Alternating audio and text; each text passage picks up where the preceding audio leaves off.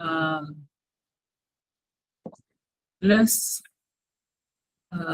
wait for at least 2 minutes and see whether others will join. Then we continue.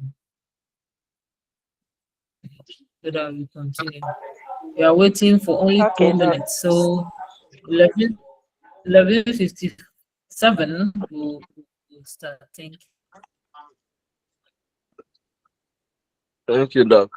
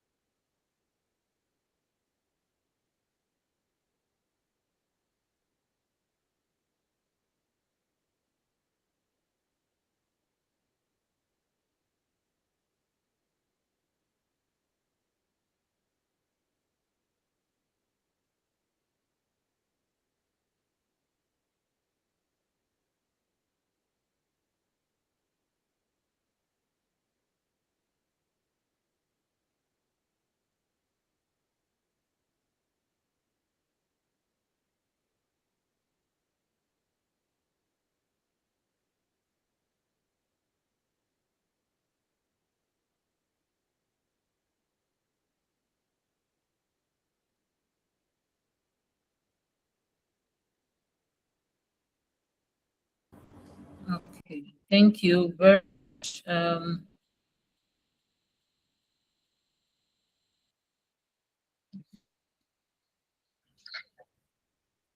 Okay, so I'm introducing myself.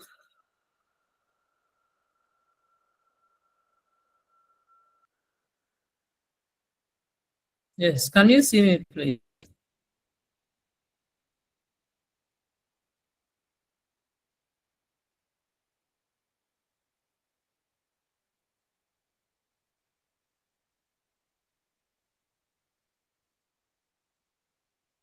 Can you see me? Or No, please, Doctor. Oh, okay.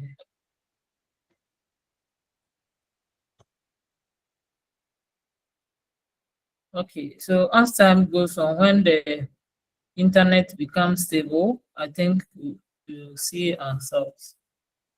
So please introduce yourself.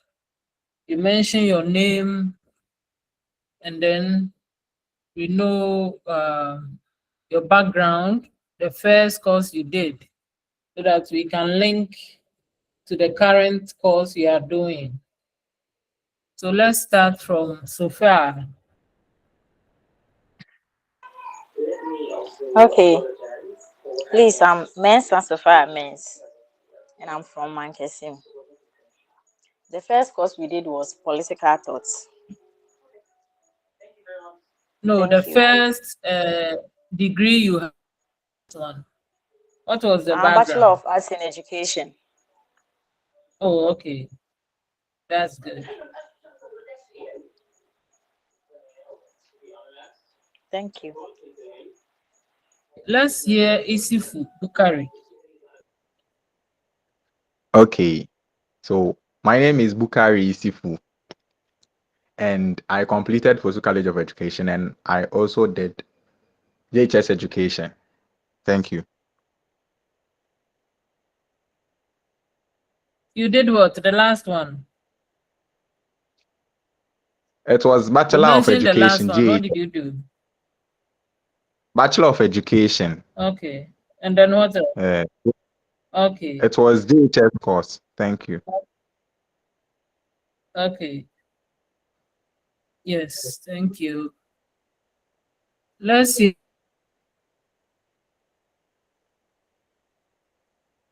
Hear from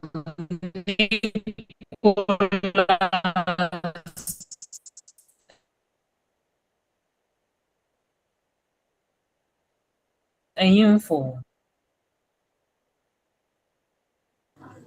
Okay, Doc. My name is Nicholas. Yes, Doc. My name is Nicholas Enyimfo. I completed training college, and I majored in social studies B.Ed program. And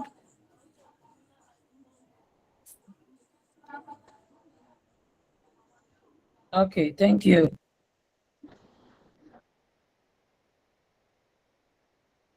Okay. Mr. Ernest Kwame Asabil, please welcome. Thank you, Doc. Doc. Yes, let's hear you. Okay, You tell us your full name. Okay, Doc. Doc, please, I'm Ernest Kwame Asabo, and I'm from Takrady. I also did Bachelor of Arts Education. Thank you.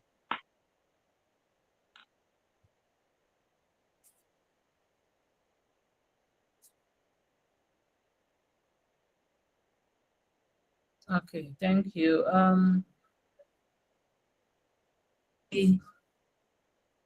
Bright. Haven't we met before? Doc, please, we've met before.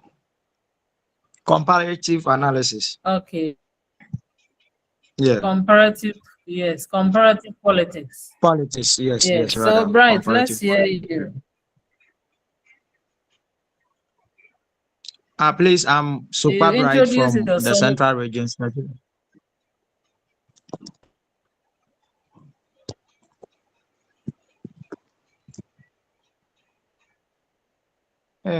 Let's hear you again, please. Network. Yeah. Yes, please. Please, I'm Super Bright from the Central Regions, specifically Cape Coast. And I did B.Ed JHS Education, Social Studies. Okay. Yeah.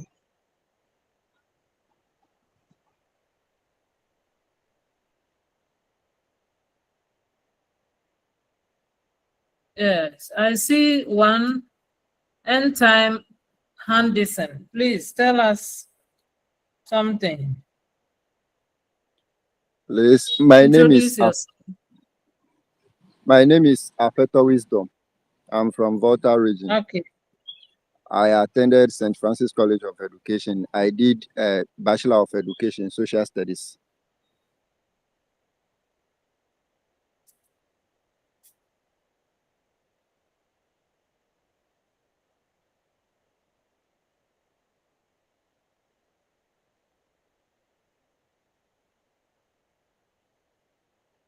Okay, that is wonderful. So we will start and I will share the slides with you whilst we continue. Okay, that's good.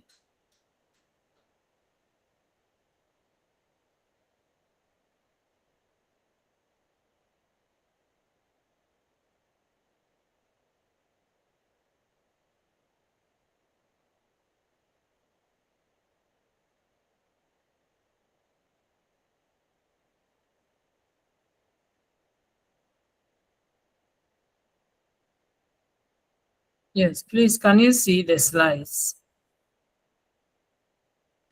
Yes, please, Doc. yes, Doc. So, yeah, the units for today, the course, you have to be familiar with the course. That is International Relations and Regional Integration. Last trimester, we did Comparative Politics, which we didn't see most of you. But this time, we are doing International Relations and Regional Integration. And as the name connotes,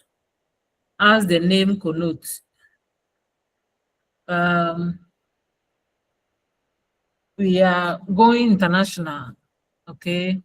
A relationship that Ghana has other nations, okay? And then when it comes to integrating and then developing either the continent, the country, and blocks. Okay, so we learn something about ECOWAS, learn something about AU, learn something about collaboration for development. We learn something about policies about borders, tariffs, and all that. So you see, we are going international. So whenever you see papers, articles, you hear about news regarding Ghana's relationship with other countries, Ghana's efforts to support other countries. For instance, recently we've heard about Jamaica because of stuff by releasing some material items and the military engineers to go and build that country for them. Okay, about the minority criticizing the government that outside gentility, home poor or vulnerability, saying that so many people who are displaced in Ghana, yet the country out troops. Okay, you learn all these diplomatic for you to understand how the world operates and how countries also relate. So that is international relations. Okay, so for today, we are coming to learn or understand international relations and regional integration so that wherever you are as a student of politics, you'll be able to express yourself or explain to people what we mean by that. We also learn about the scope. Okay, this international relation is a subset of political science. And so the scope within which we base our studies. Okay, we also learn about some key concepts. We learn about state, nation, power, security, and what have you. Okay, so before we learn about international relations, we've also heard about international politics. Okay, so it's within the international politics that we have international relations. So when we talk about politics, we all know politics. Recently, we've gone to the polls to elect our new president. They haven't even spent 1 year in office. Okay, we had a very enjoyable polls for the new government to secure more than 55%, almost 57% of the population's mandate to rule the country. Okay, and so politics have been part of us. And so when we talk about international politics, we are talking about interactions between sovereign states, international organizations like multinational corporations, Coca-Cola,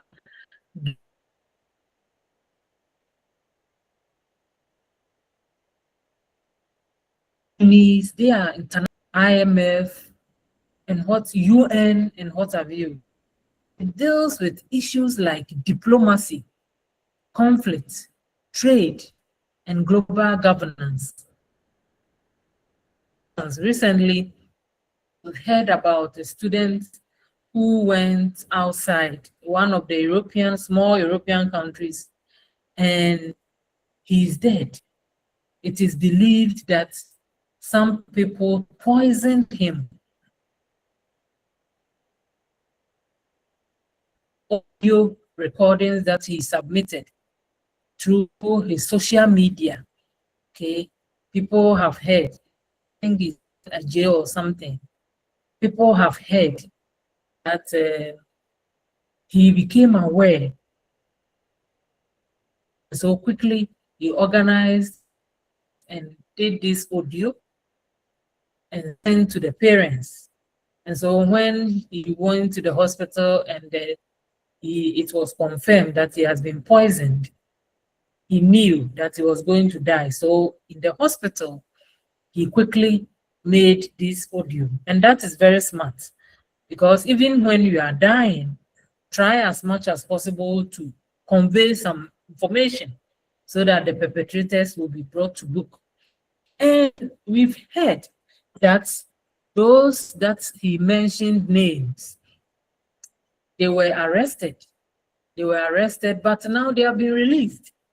And so we've heard about the foreign ministry led by the Minister Honorable Okujeto, ensuring the Ghana government will collaborate with this European country to ensure that justice is made for these young students. So this is about diplomacy. So we learn all that. So when you finish with international politics, you read a lot about what is going on. Even now, now that we are even hunting honorable or former for a finance minister, Oforiatta, is part of diplomacy. Okay, how the Attorney General will present case, okay, for the US government and the states involved to also respond. What is Ghana going to lose? What is US going to lose if they don't comply? All boils down to diplomacy. Fine. Of international relations, that's the focus that we have. Relations is also a subset of international politics. So international relations refers to analyzing the interactions between countries, okay, including the same diplomacy we are talking about, conflict, cooperation, and international organizations, and studying global issues like war, peace, trade, and international law. Okay, how these countries relate. For instance, when Ghana found oil, okay, at Cape 3 Point, we had border dispute at the which is Brew, and then Akoto. I think Akufu, yes, the Akufu. They went to the International Criminal Courts, okay, to defend Ghana's stand on the find of oil. Okay, it's also part of international relations, so that if there is conflict among states, like we had Ghana and Cote d'Ivoire regarding a resource, they use the international maritime law. Okay, international maritime law, that is the law that governs the ocean, to ensure that, okay, this boundary is for Ghana, this boundary is for Cote d'Ivoire, this boundary is for Benin, this boundary is for Togo. So we use the laws to ensure that justice is administered properly for everybody to have a calm environment. Okay, so we can also read about the scope. The scope of international relations encompasses a wide range of political, economic, social, and cultural interactions between states and non-state actors on the global stage. That's trade. We talk about trade. Recently, Ghanaians are feeling that when Nigerians come to Ghana, they take a lot of their spaces. ECOWAS has a policy that any foreigner from within the ECOWAS sub-region, when you enter into the country, you have to trade in wholesale, not retail. Okay, and it also applies to other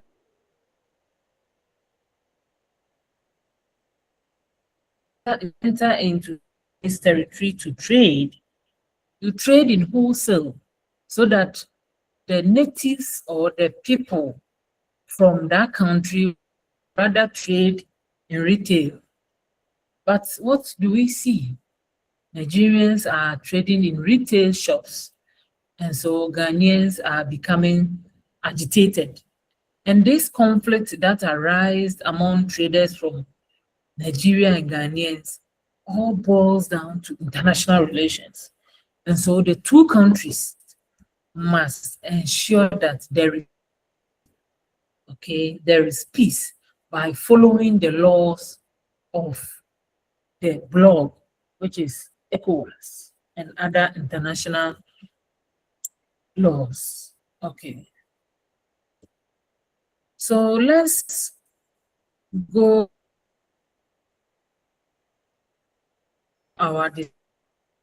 to the scope.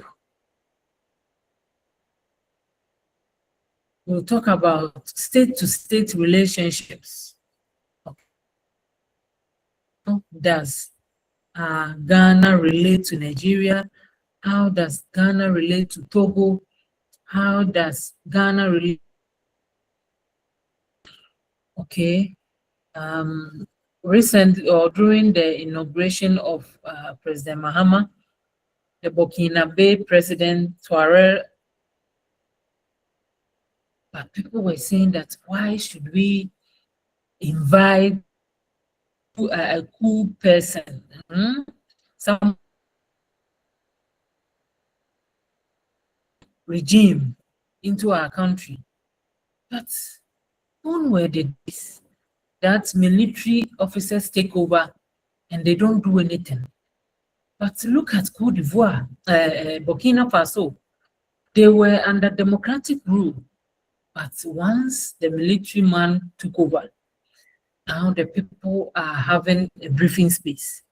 They are enjoying their tomatoes in the factory. At first, go to Burkina and import raw tomatoes to the country. But now,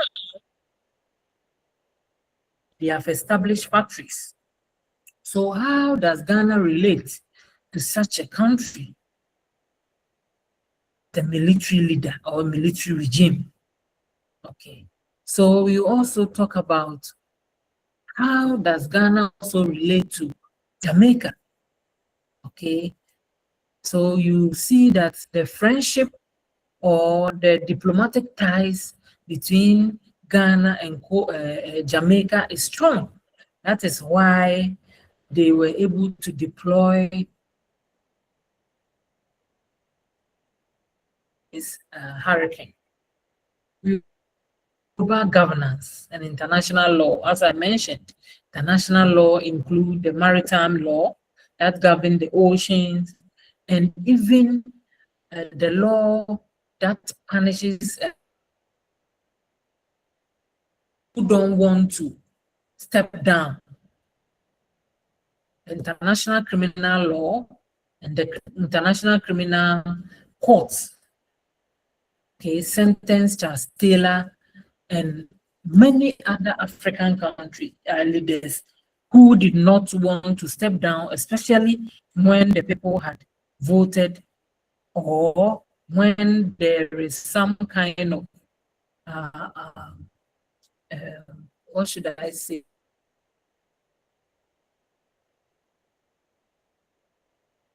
A lot of atrocities. Okay, so that international criminal justice will catch up with them to jail. Okay, so we'll talk about security issues and conflict resolution. Security issues and conflict resolution. How does Boko Haram, okay,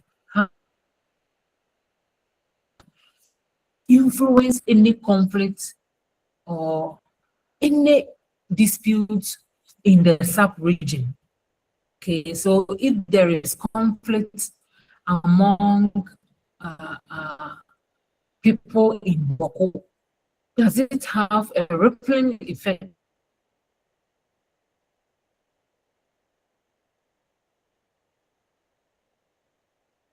The spillage of the Bagri Dam, does it have effect on people in the southern part of the country, or only those up there? We all learn all this because of security issues. And how does the country react? Okay, how does the country react when another country does something and it affects its people? Okay, we also talk about global political economy. Talk about political economy. I'm talking about money. How does IMF, World Bank to Ghana when it comes to monetary issues or financial resources? Learn all this. Then they are all under the scope of international relations, development, and humanitarian aid. Okay, so as part of humanitarian, okay, sending the military engineers to Jamaica and also sending some food items means we are also performing our humanitarian services to the people who are suffering. Okay, even accepting refugees into our country is part of the humanitarian aid. Okay, all comes under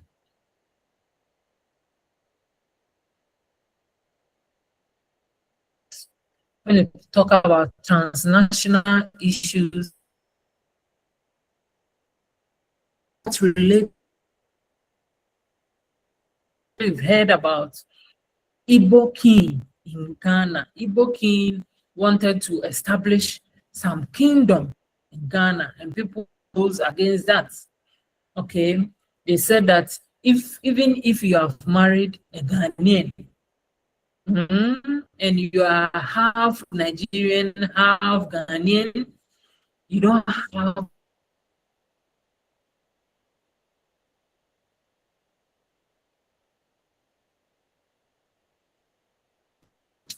We also talk about environmental politics. Okay. Environmental politics. I hope you can hear me. Do you hear me? Yes, Doc. Yeah, We can hear you. I yes, want Doc. to be We can sure hear you. Yes, before I doc. continue. Yeah. Yes, doc. Yes, doc. Yes. Okay, good. Yes, doc. Okay, good. Well, yeah, international Doc, we politics can. and climate change. Okay, international environmental politics and climate change. And so when it comes to environment, there is 17 that basically deals with international or environmental issues. Okay, environmental issues that even the Galamsey that we are destroying, using to destroy our water bodies. Okay, it has effect other neighboring countries. Okay, and that when you go to Cote d'Ivoire, Galamsey is not that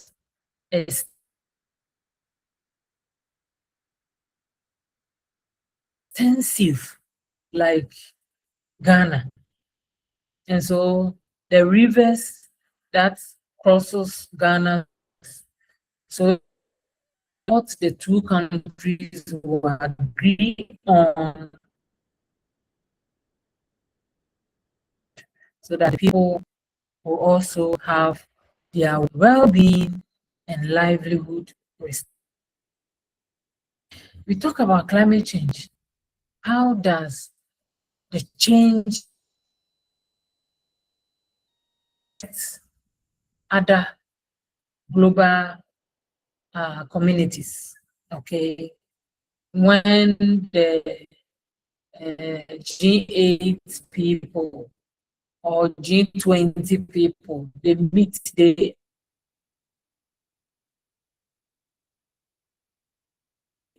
engage as heartbreaking.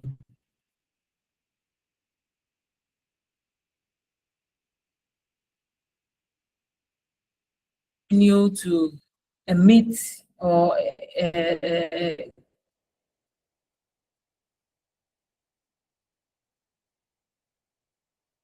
okay, so that the air is polluted,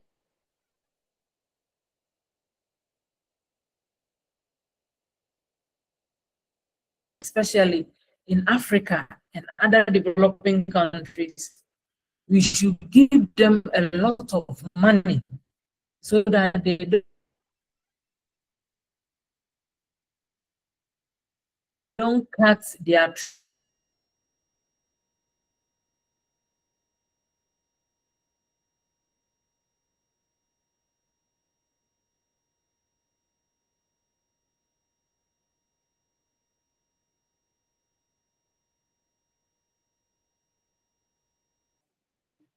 Hello, please, am I lost? Am I on the page? Hello. Yeah. It seems doctor is gone.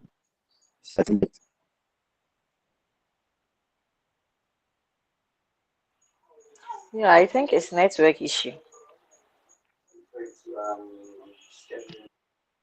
My net has been breaking.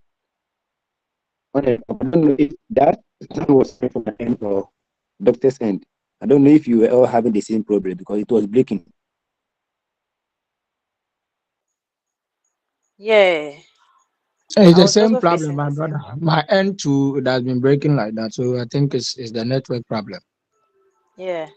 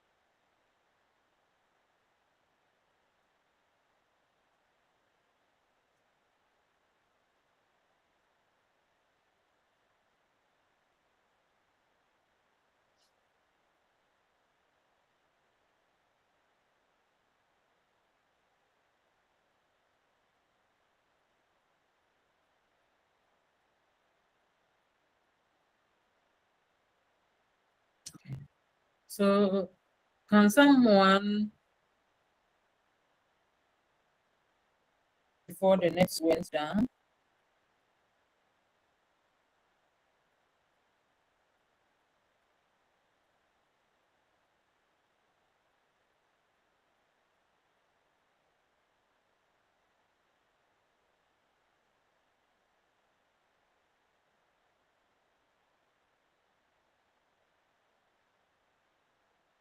Can somebody remind us where I was before the network went down?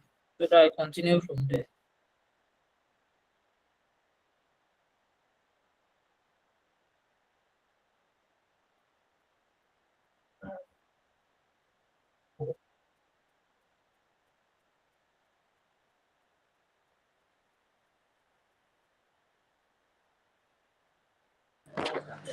Doc, Yes, Doc, let's hear you. please, you were on how Boko Haram and then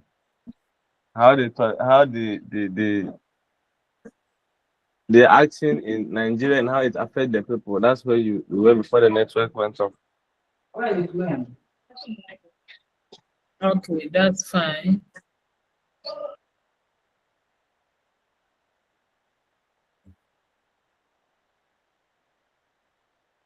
Okay, so we'll continue with the scope. Then under the scope 2, we also have human rights and social justice. Under human rights,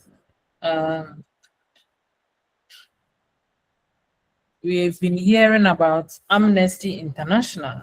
Amnesty International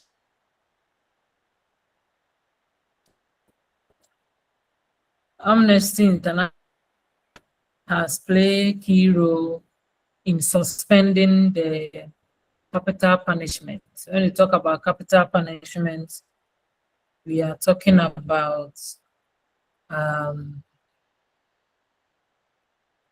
sentencing somebody to death, okay, by hanging, by firing squad, by electrocution.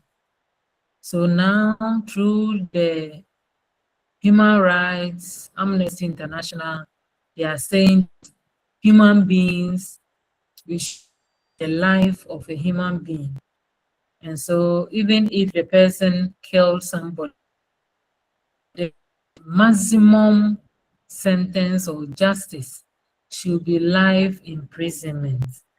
And so Ghana has suspended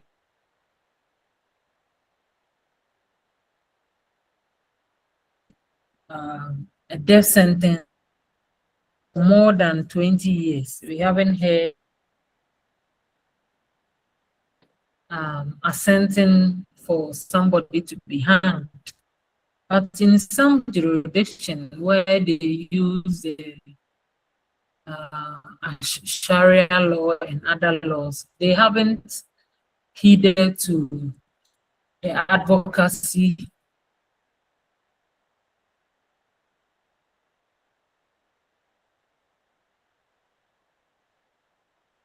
human rights and social justice. We also have foreign policy analysis, okay, all falls under the scope of international relations. When we talk about foreign policy analysis, whether it benefit them, okay. For instance, why would Ghana accept U.S. Army base in the country, or a policy to accept a U.S. Army base in the country? And why would even the U.S. Army base have a base?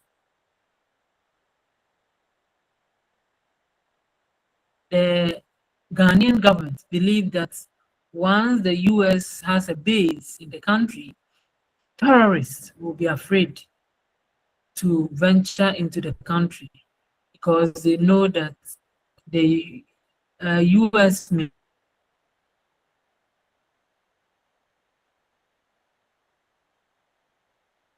The same thing applies to the U.S. Why would U.S. have interest in establishing their base in Ghana? One would have thought that because we are in the South, it's part of NATO's agreement, so that if we have a U.S. base in your they can also set up satellite. Okay, the satellite can help them to monitor most of our movement. What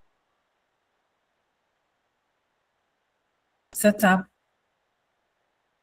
interests in other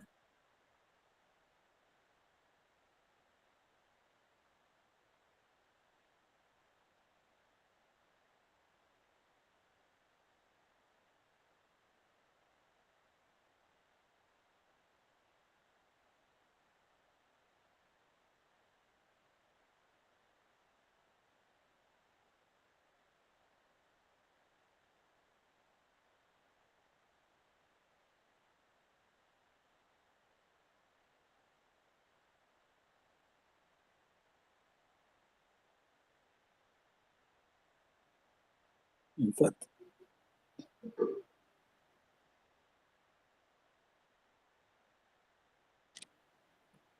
this afternoon, the network is not dealing with us at all.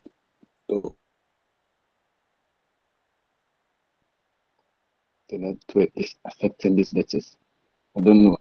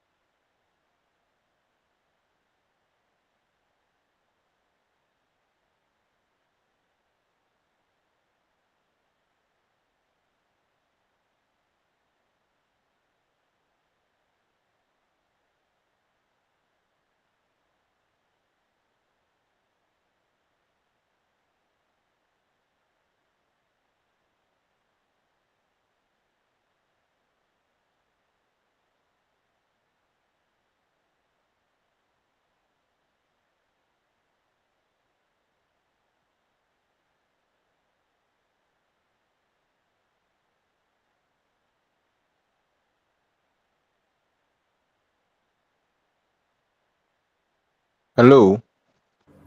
yes, I think the network was bad.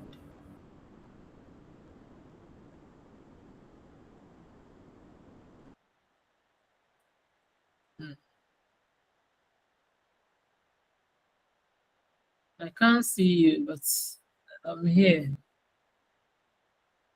Okay.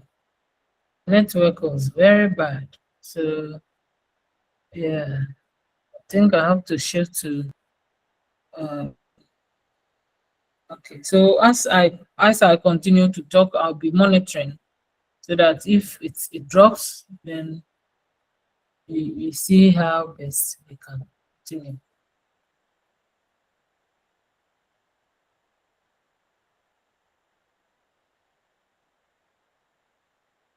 We are still on the scope. Talked about foreign policy analysis, why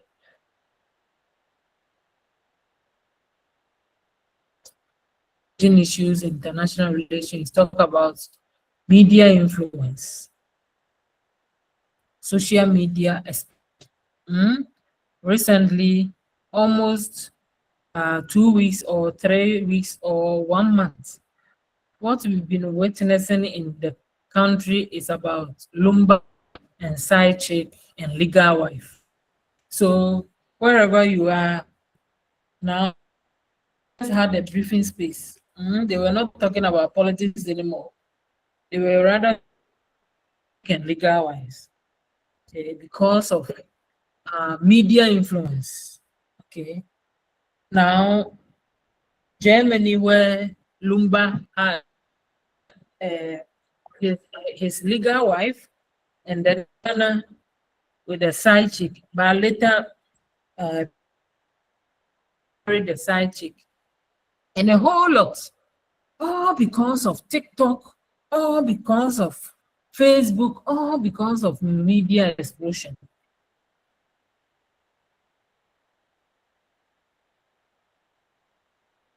International relations, the scope. We also talk about cultural diplomacy. Okay, as I said, you cannot say that you are in Ghana and so you respect only some people who also respect them. When they are wearing black, it means they are happy. See, they are happy, and so they wear black when they are happy, when they are going for functions. And but in Ghana, we wear black when we are sad. So we see how it plays out. So before you condemn somebody or you perceive somebody or misjudge somebody, you have to understand where the person is coming from. Okay. Recently, somebody from another country came here with some chieftaincy attire. The king, who is married to more than 60 wives. Who can mention is the country that we have that king. That king has. Doc, is it Eswatini? Yes. Yes, Yes. Swatini. Many wives. Yes. Many wives. And then he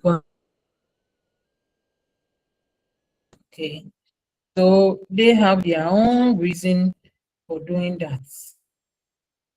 We've even heard that they have passed some, another country has also passed some law so that the country will marry more than one wife. But in Ghana, we don't have such a law.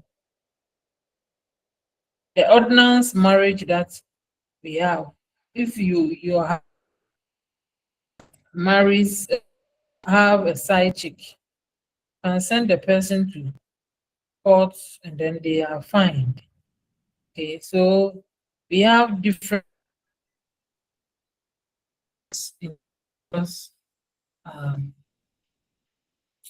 countries all over the globe, and all boils down under international relations, because we are not an island. We are not an island, so that is why those who understand politics, when they see the behaviors of politicians, they read much before they talk about it.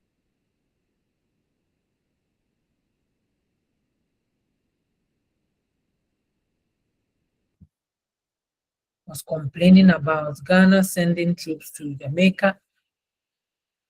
FM called international relations experts, one professor from one of the African countries, and he said that there is nothing wrong with that. Okay, there's nothing wrong with that, despite the fact that we still have placed people within the country. There's nothing wrong if the country sends military engineers to Jamaica to support them. Because even though those who are displaced here, they have families. They are eating all right, though they are suffering. They are within the country and they are not dying, though some are sick and other things. NADMO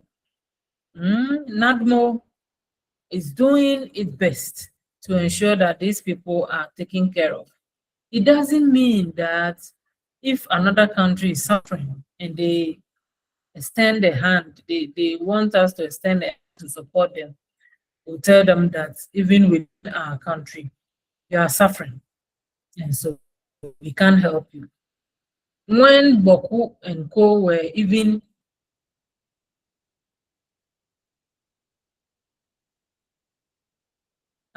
receive Liberians and Sierra Leoneans into the country as refugees of the humanitarian laws and aid that we talk about, falling under international relations. So from today, when you listen to some of these issues in the radio, as a student of politics, you calm down and you read a lot about it, okay, before you condemn. Okay.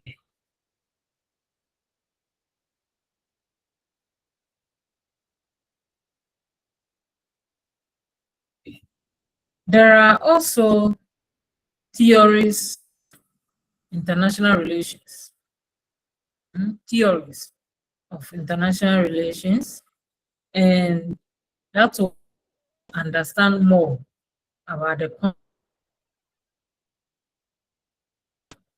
one of the theories is realism and neo-realism.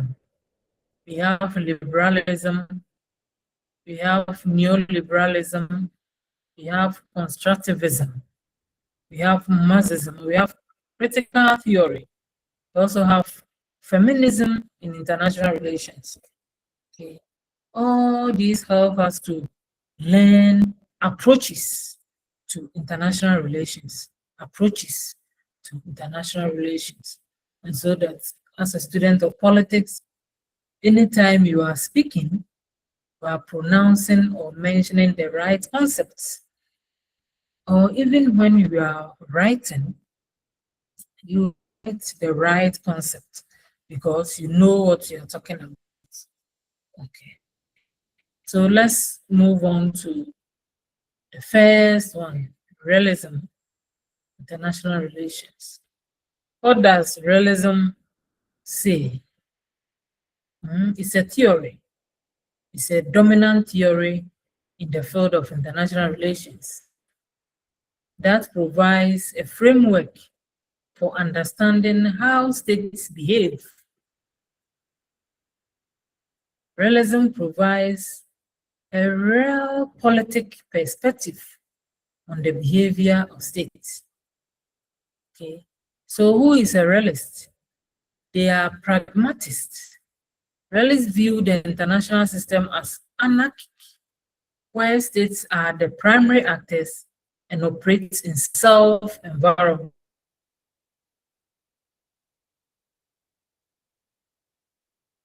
There is no way a state or a country will stand aloof for another state to invade it. We are being real. We know that the world is not peaceful. The world is chaotic. The world is anarchical. The world is such that you won't have somebody coming to you with clean hands. Everybody is protecting his state or country. We are real, we are pragmatists. We know we can't say that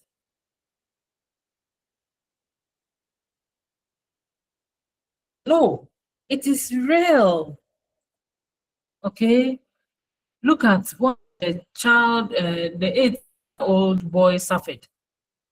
It means that those countries, they are racist, and it's real. They don't love people from the global south, and it's an eye-opener, okay, for people to also understand that even where you are going to study, investigate and know whether those people, they love the country in which you are from. Do they love Africans? Okay, once upon a time, that is how China behaved.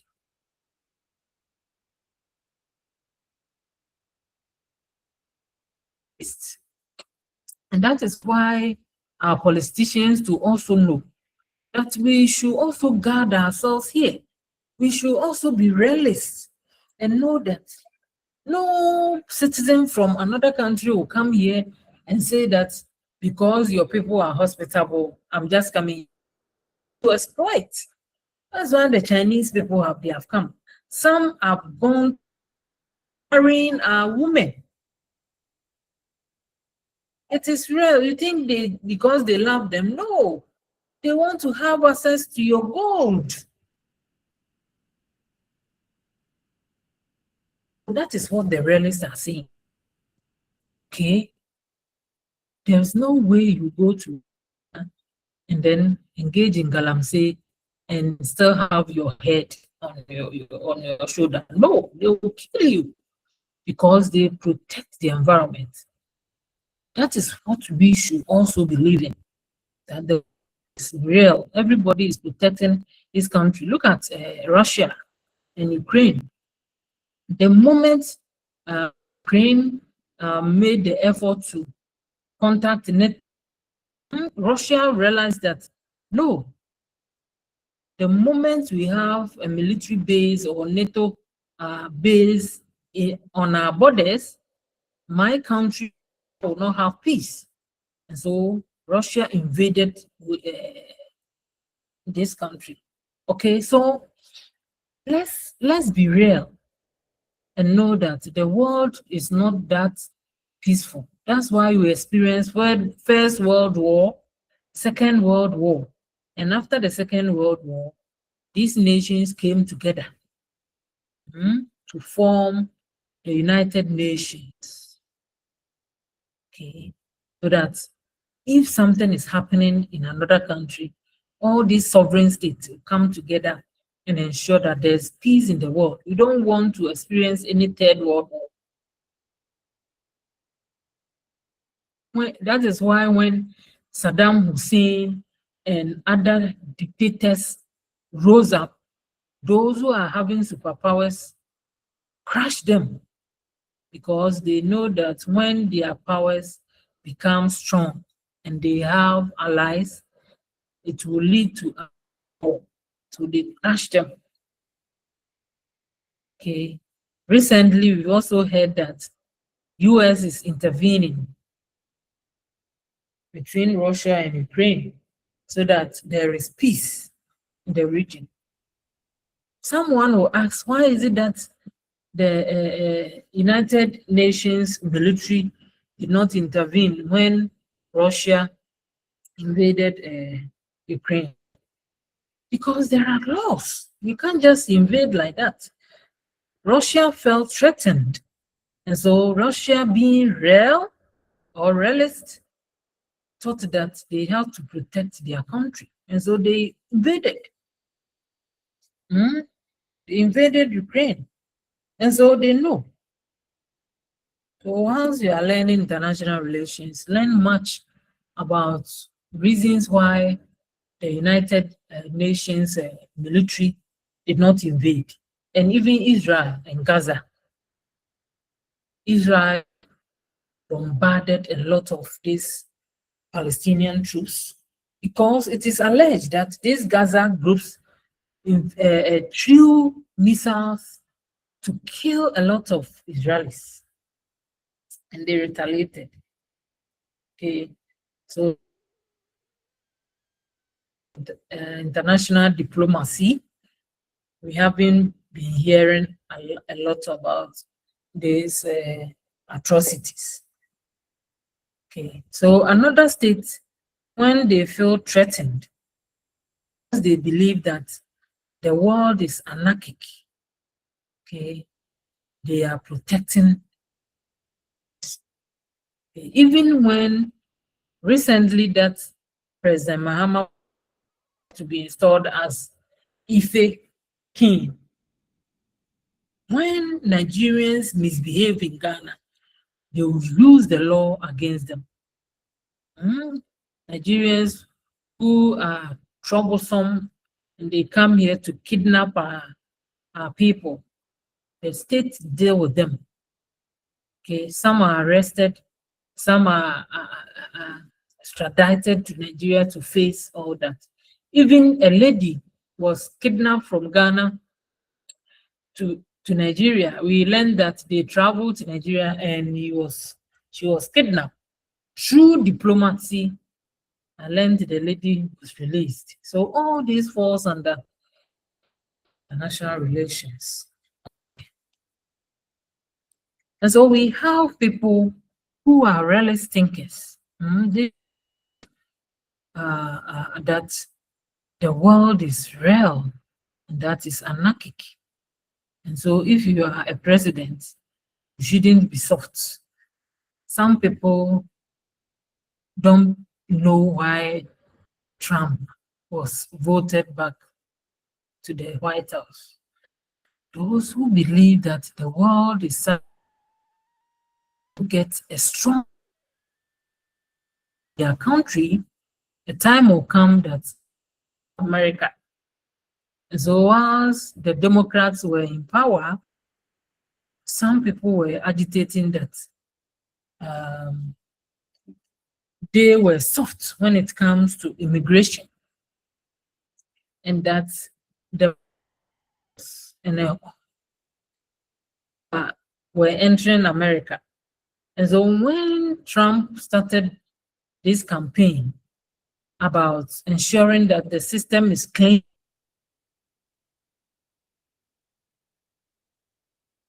impeachment in the first term, wait for him, because they believe that the world is anarchic. They need a leader who is strong to protect their country. Now we've heard that Trump is canceling the lottery, the US lottery. Sometimes people don't even understand why the US engage in the lottery. They needed expertise. So even when you apply, despite the fact that they say no, sometimes they look at the people who have applied to ensure that US develops. If they will choose you. So it's not just a chance.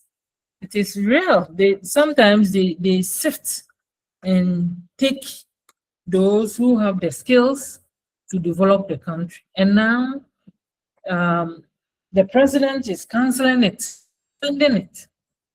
What has he seen? Because they have seen that people just, and then there is issue of people even having a residence paper or the passports, and they are still, because US is not safe now. People are having American passports. They are still living in Ghana. Okay, so they want to have all means to cut off people from entering America. And they believe that Trump is a realist and can do that to save their country. Okay. We'll go for break around 1:30. That's what the timetable says. But before we go, I'm pausing here and ask you questions, suggestions, or anything that you want clarification of.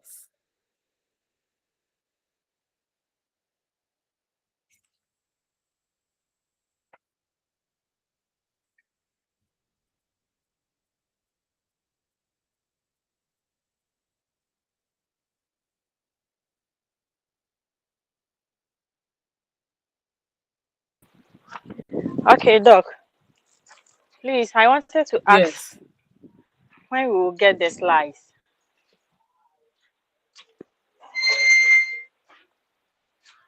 So I'm asking clarification.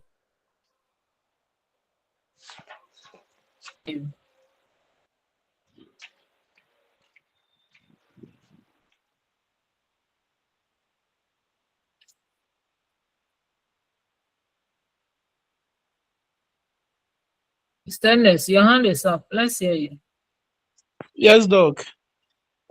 Doc, I have been following the upcoming elections in Uganda, and there is Mm-hmm. this young guy who was formerly a musician, Bobby Wine, and I have seen that severally he has been attacked. His campaign team are being attacked by the police, by the military. They are being blocked here and there. Some are being um, they are being mishandled.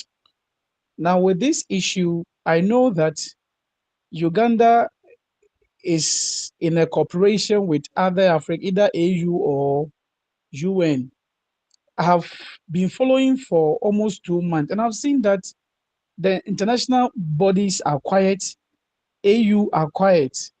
Now, at this moment, is it the um, the people within Uganda, should they raise that concern, or it is the duty of international bodies to come into the aid to streamline things for the people of Uganda? Thank you. Yes. The people of Uganda, I have a professor friend in Uganda, and he has also been giving me updates what is happening. The issue that you just revolved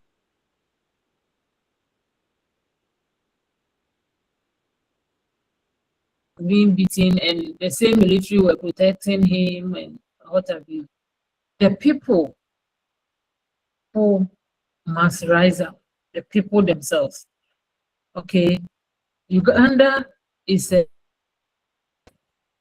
and the people voted for this current government, and they claim to be practicing democracy, yet the same leader has been on more than necessary. And so the Yeah, people dog, he has themselves ruled for almost must, 40 years, Museveni. yes, yes, and even the person, another person, I don't know that kind of politician, whether he's an MPO, he is just suffering from Parkinson's diseases. He's just shaking. When you see the clip, how the person is shaking, you wonder why these people are so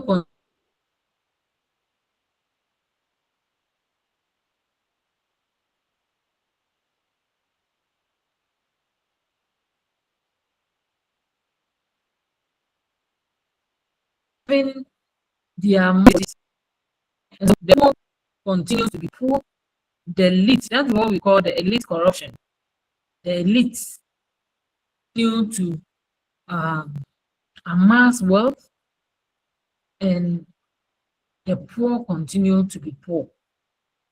Instead of now, even Ghana, you saw the history that we went through. The First Republic, and then as we experiencing coup d'etat in 1966, having military regimes, and then eventually 1979, we had the June 4th, and then 81, 31st, we had the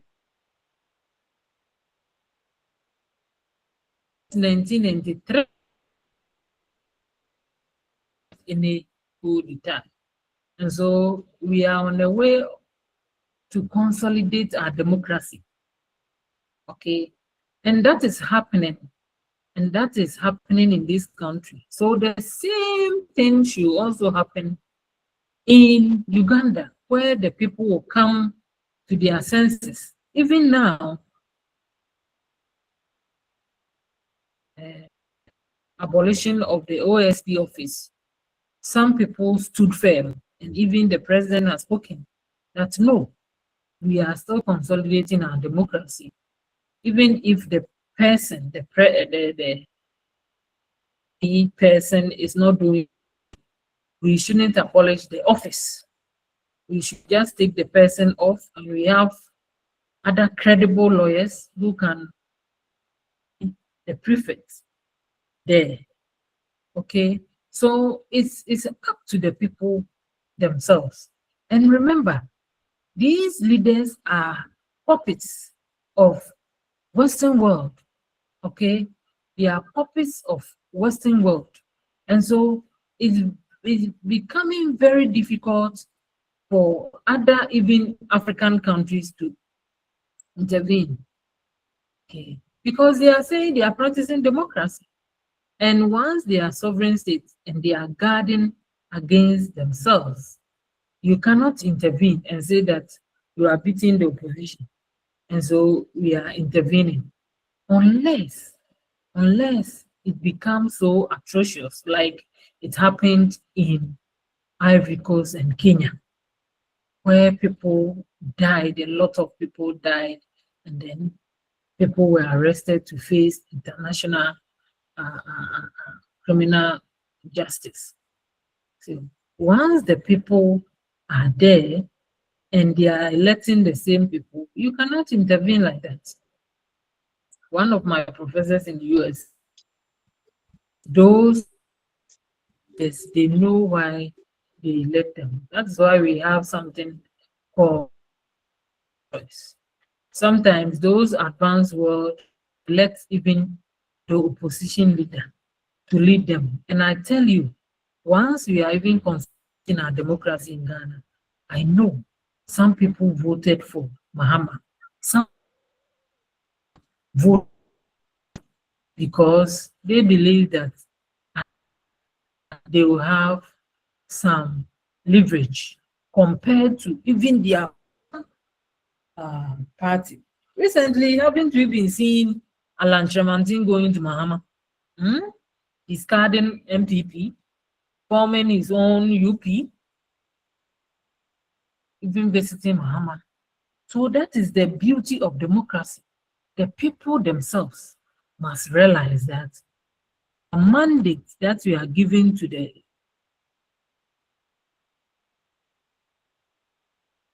authority or legal power after independence, they still vote these centenarians into office. Then we cannot do anything. Look at Nigeria. They rigged the election. Is now president. When I went to the US, a lot of my friends were saying that I shouldn't even mention that because they are so furious. They are angry that they rigged the election for Tinubu to come in. Okay, and because of that, they are so angry they don't want to talk about it because they know what is happening in the US. In the US, though there are some rigging, it happened in only few counties, but rigging in Africa is so massive. So, and despite the fact that they rig, people are still poor. The leaders are amassing wealth. And so gradually we'll get the second coming of Mahama.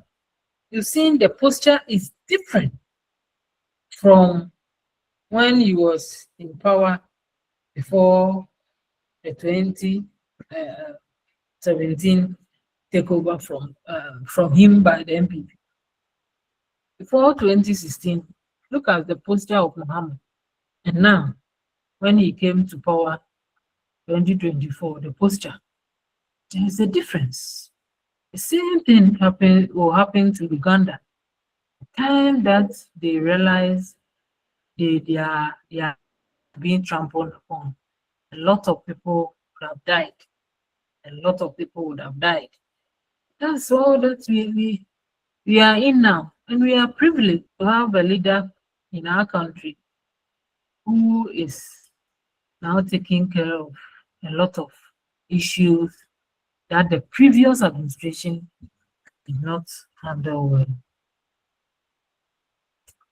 So, but Mr. Kwame, the disheartening part is we are regional blocks. That's why we have regional integration. Okay. So, So, Doc, the block, once the again, blocks, yes. So, the Doc, with this, AU,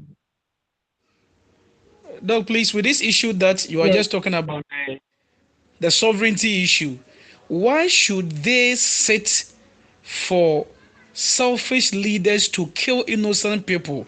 I remember the issue with Ivory Coast before Ouattara came in. The man was later taken to international court. Liberia too, there was a certain Charles Taylor, there was genocide.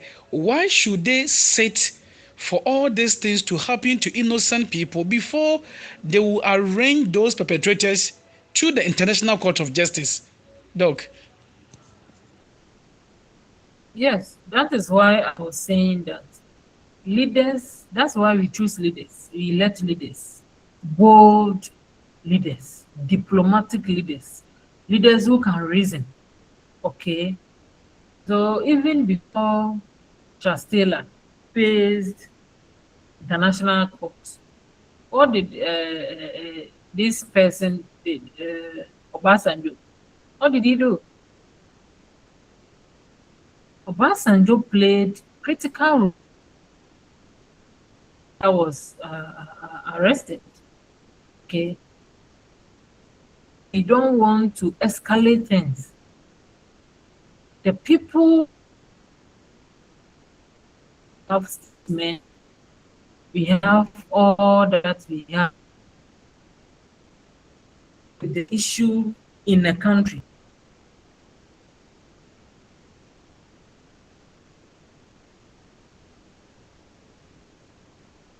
We have people who liaise among these countries. We have people who represent a country within other countries, so that the High Commissioner from Ghana in Uganda or the ambassador in Uganda can raise an issue. But if that leader is not bold, it's not proactive, the person will just be there and be looking on. That is why I said you've realized that our current president, he doesn't even choose anybody at all to be a commissioner. You've realized that those that he chose, they have the vim, they have the power, the proactive interest to even report anything that a country where he's serving or she is serving is misbehaving. Unlike the previous ones, they just choose anybody at all, go here, go. No. But as we continue to grow, people will realize that governance system is about us. The mandate we give to the people is the same mandate they are going to use to rule us. So I pray. So despite the fact that we are saying all this, a professor is just opening his hands and throwing it in the air. He can't do anything because he is in the classroom. Whereas the politicians with power, with guns, with the military backing them, okay? With the military backing them, they are recently, haven't we heard about coup in Guinea-Bissau? We've heard it. So is it not the same people who said that we were fed up and that we are not ready to allow you to continue? So now the same thing happened in Burkina Faso. The people stood there. It's not Ghanaian military who went there, it's the people. So you cannot move your country and enter into somebody's country and say, I'm coming to teach you wisdom. It's the people themselves who have to rise up. That is But why uh, that is why they are tactical. Now that they have formed the Sahel region, with Mali and Cote d'Ivoire and co. President Mahama says that we don't have to force them to be to come to ECOWAS because you have expelled them. No, we have to find means of collaborating with them to build the continent. Okay, you cannot say because the person overthrew a democratically elected president, so you are expelling them. No, look at the conditions of the people before they overthrew them. So do you want us to be in democracy and suffer? Whilst no, a military man can provide the manufacturing plans and other things for us, now we are reasoning, we are rethinking. So Ugandans must also rethink and say that we don't want centenarians to lead us, but rather we want Bobby Wine. And you realize that when you even see that he's being beaten, some citizens were recording. Some citizens who were not afraid that they were going to be shot were recording. And then making the video go viral. So at some point in time, we are praying that Bobby Wine is not there, but eventually he will come and liberate Ugandans from these centenarians. Thank you, Doc. Yeah, Mr. Body, Mr. Emmanuel wanted to talk. Yes, please. Yes, let's hear you. Doc, looking at the scenario and the explanation that you have given, one may ask, is the word really fair? And is sovereignty really working? Because looking at this, we saw the same thing in Burkina during Thomas Sankare's era. And then we heard that he was doing the same thing that the current, person that has taken power is doing in Burkina. And then we also saw the same thing in Libya, Muammar Gaddafi. So, and then, Madam, we have also, heard that Ukraine wanted to invite the European Union to come and set up this thing in the borders of Ukraine and Russia. We also heard that in some time past, when another country which is so close to United States wanted to do the same, United States didn't allow them. But in this time, they are backing Ukraine. They are saying Ukraine is sovereign, and so they have every right to take decision that to protect their nation. Why is it that sometimes they amend the law to, back, a certain country, and then we heard that some people who are, working like Roman Abramovich and then his allies who are having money and then investing in another country, their accounts and then their businesses has been freezed. And then FIFA to have banned them from participating anything that the world is, involved. And then may I ask if indeed it is fair to do that? While Israelis are killing Palestinians, but they have not banned them, Prof. So if you can help me with this. Yes, that is what I've been telling you, is that because we don't want another war, which is the Third World War.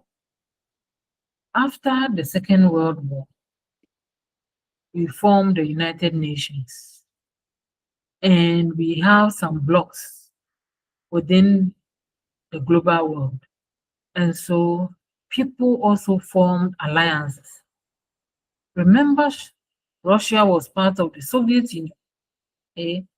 And so once they form alliances with neighboring countries, that we are another superpower, but just that the countries have been divided.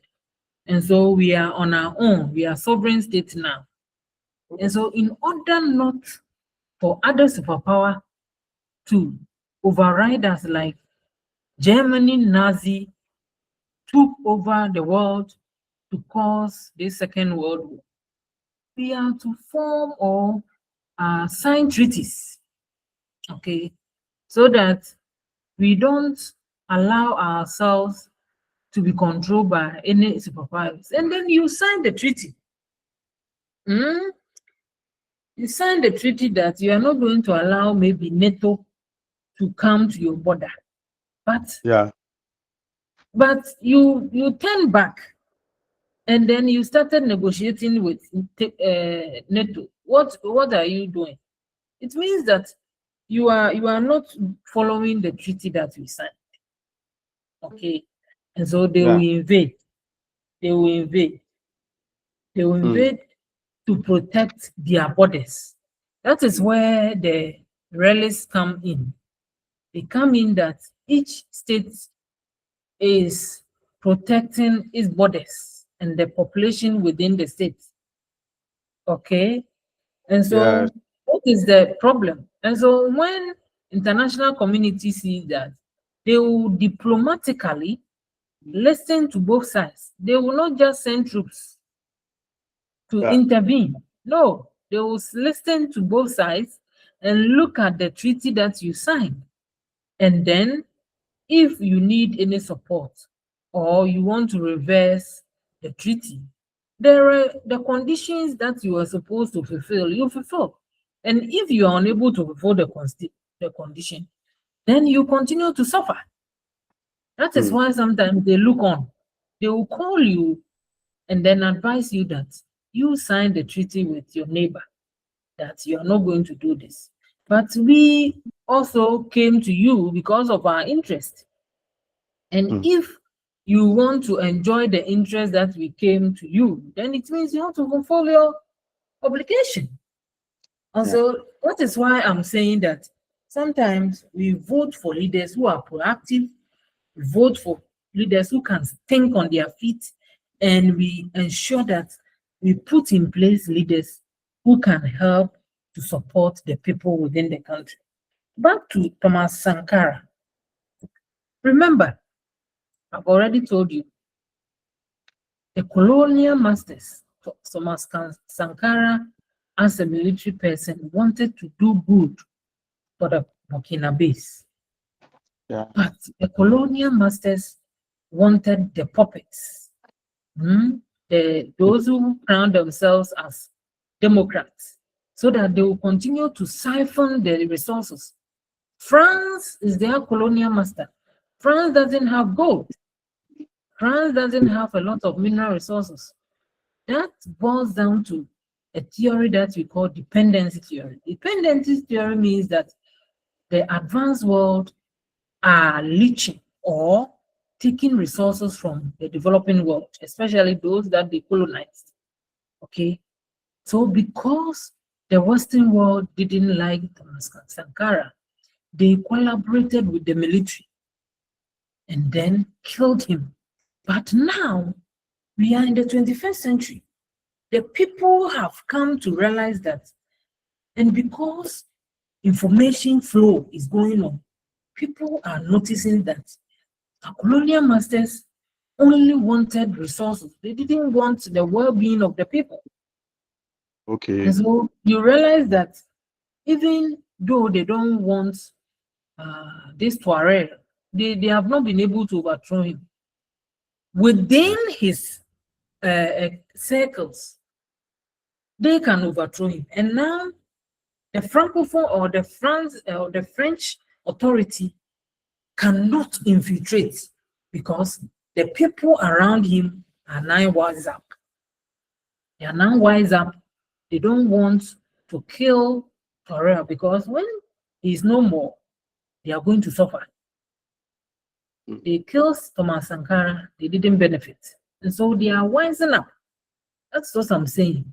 That as we continue to make the world a better place, people will perish. People will lose their lives But people will continue to suffer. But still, the world is not going to end. Never. Those who believe in scriptures and think that the world is going to end, is not going to end. The world has been there. We don't know when. The Bible is just a story to tell us that this, that. But there is no way the world is going to end. That is why teachers even are now saying that there is no heaven. Let's give us our allowances on earth here for us to enjoy. Gone were the days that our services were our rewards would be paid in heaven, and people were keeping quiet. Now, having seen colleges going on strike, teachers going on strike, and demanding their allowances. So, because of information flow, because now we are advancing in this 21st century, people are wising up. And so that's what is should happen. Now, Gaddafi, you see, Gaddafi, the Libyans were misled, and now they are crying. They listened to this Western world, and they killed Gaddafi. Now go to Libya. They miss those who are old now. They miss Gaddafi. We miss him. Okay, so it's a lesson. It's a lesson. If you are in a country and this Western world, they come and then they give you a lot of money like they gave to Kotoka and go to Batruka and Nkrumah. And we suffered, and now we are consolidating our democracy. There's no way we are going to listen to them. Now that the world is moving and other states are understanding each other, everybody is protecting him or herself. Okay, so that is how it is. And everybody has his own interest. That is why they use their military mind. Americans have military and wealth. Okay. When Americans said that they were going to cancel the USA, they did not panic. We didn't, because the aid was given to us in exchange for something. And if you are not giving us the aid, fine, we'll rely on our resources. The people will not suffer. Rather, the people said that we thank God we are voting in new crop of leaders who are going to help us manage our resources. And look at where the dollar is. Look at what Forcing is doing. And look at what the president is doing. So as time goes on, a time will come. Now, even Nigerians call Ghana as their second UK, because they are enjoying the freedom, they are enjoying the peace.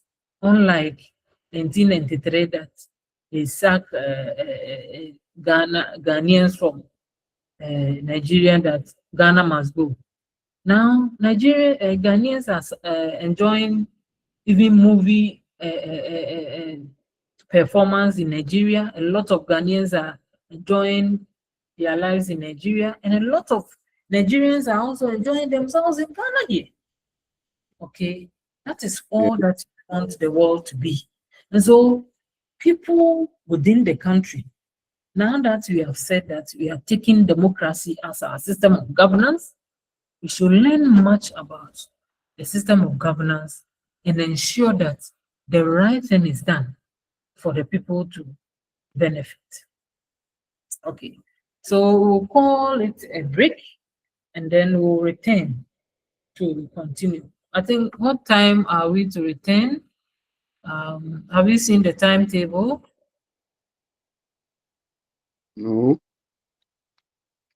I don't know. Timetable. I open it. I open the timetable. Why you have the timetable with you, don't you? Doc, we have it. Yes. What time are we going on break. It's around 1. Yes, we go on break around. Oh, okay. We'll go on break around 1:50 and come around 2 p.m. Okay, have you seen that? Yes, Doc.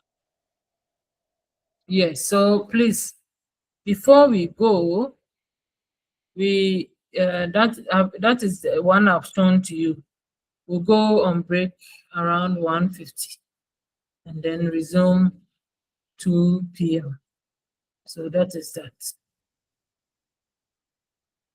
So before we go, let's hear Bright, and then now we have Mr. Ernest, who is our class rep. Ernest, you can compile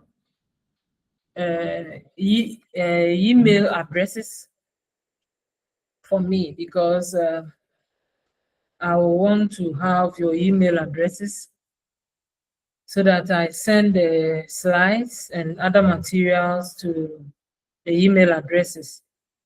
And so that with the first one, subsequently, if anyone is unable to join, you can send it to the group.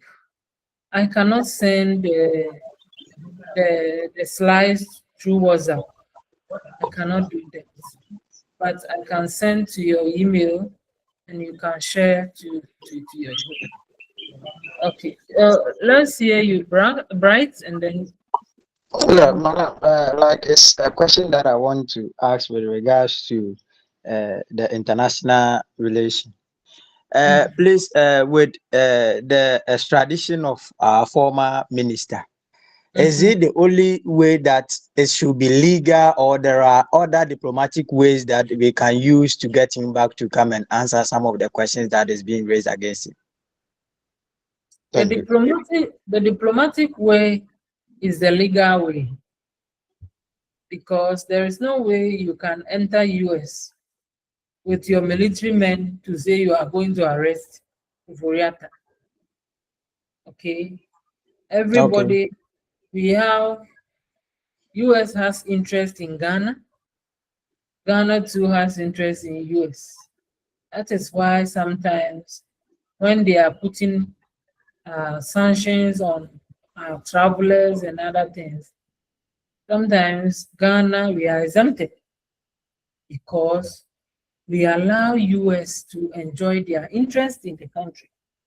And so diplomatically, they have to also present convincing documents, okay, to the US state to engage in this extradition. And that is why you heard that the citizen Ufuriata has also have some lawyers to defend him. That is also why the OSP, the leader, people are calling for his head, because he was aware that Ufuriata was running away.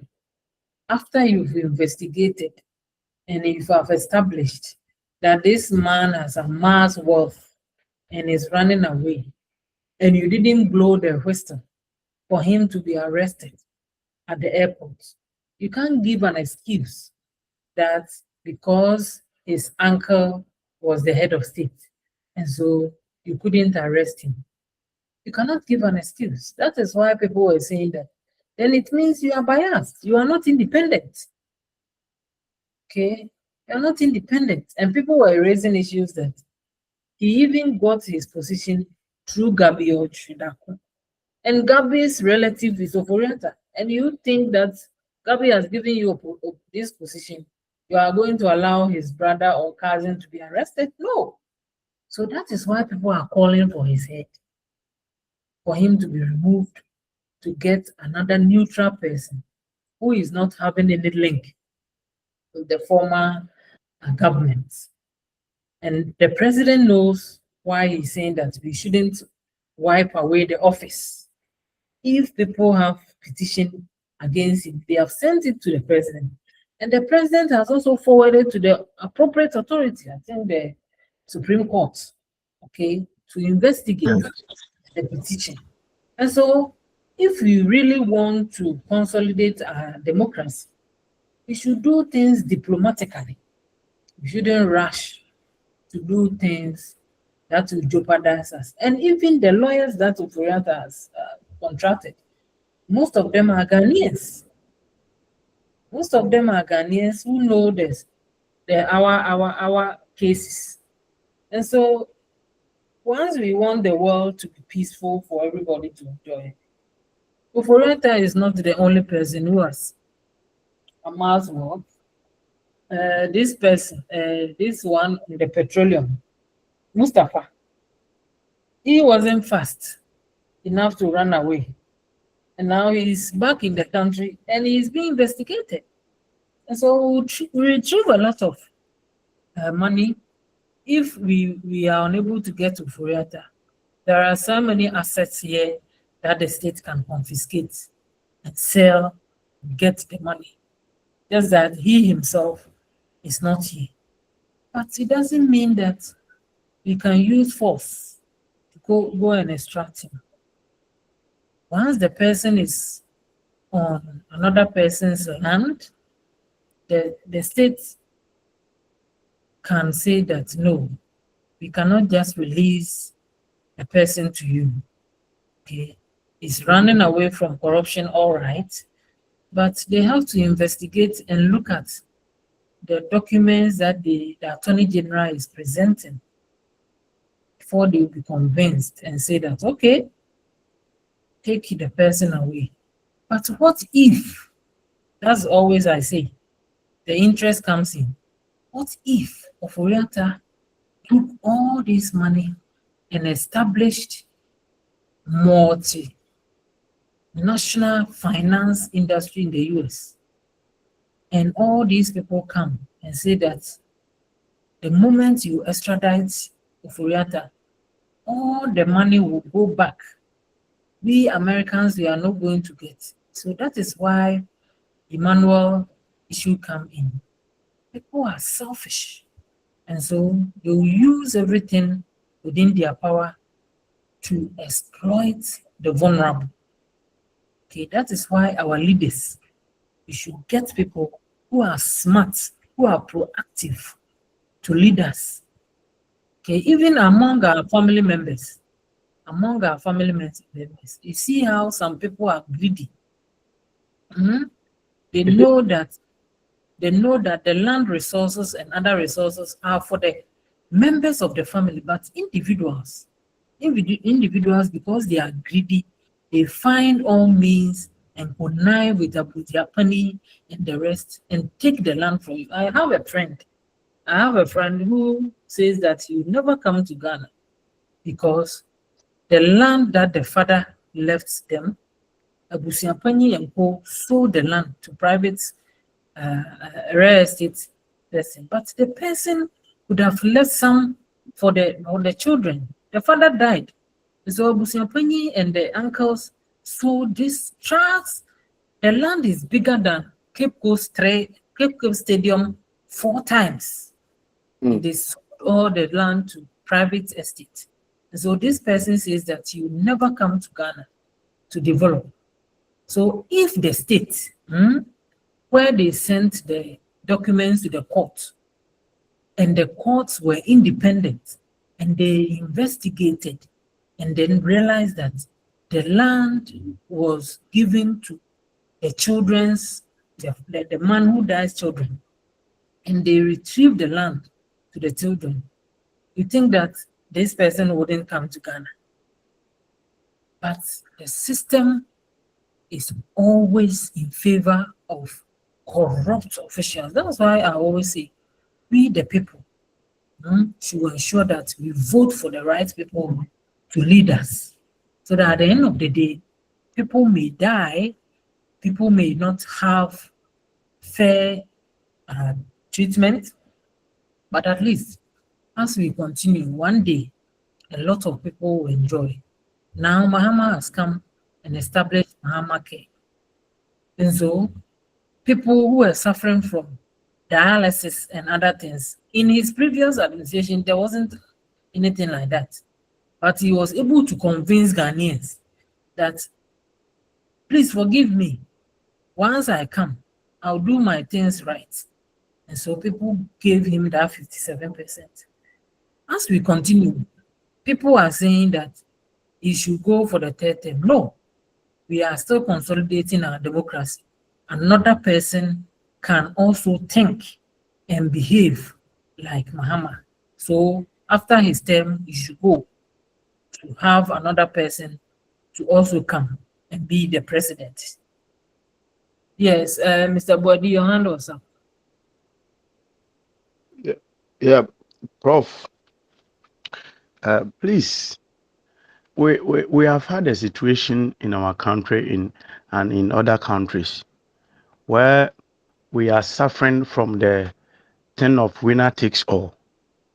And then as soon as somebody becomes president or their party wins, they take over judicially, executives, and then so on. And then I'm asking, are these democracy? Because, for instance, I mean, Mr. Atoforsin, Honorable Atoforsin was standing trials. And then as soon as his government came, the Attorney General, applied for nolle prosequi, that he is not interested in the case. We can count of about 4 or 5 people. And then the same money that the same person is being made finance minister. And then we have, Akufo-Addo's and family, that he appointed his own cousin as a finance minister. At a point, his own party members were saying that we don't want him. But still, the president kept him.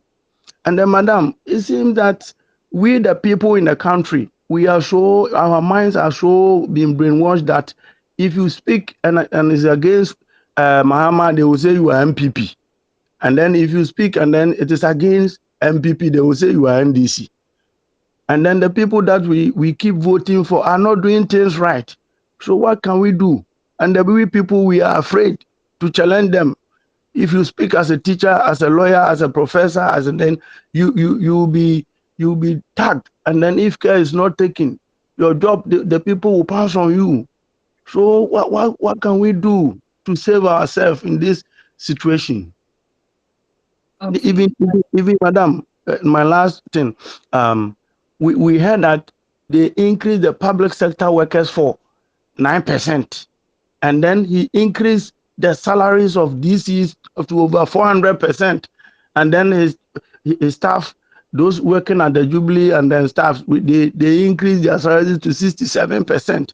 Can't the international bodies come in to save, and then we save us from our youth being seeking greener pasture? These are some of the things, because we as a teachers, we've not gotten opportunity. If we get opportunity, we may leave this country.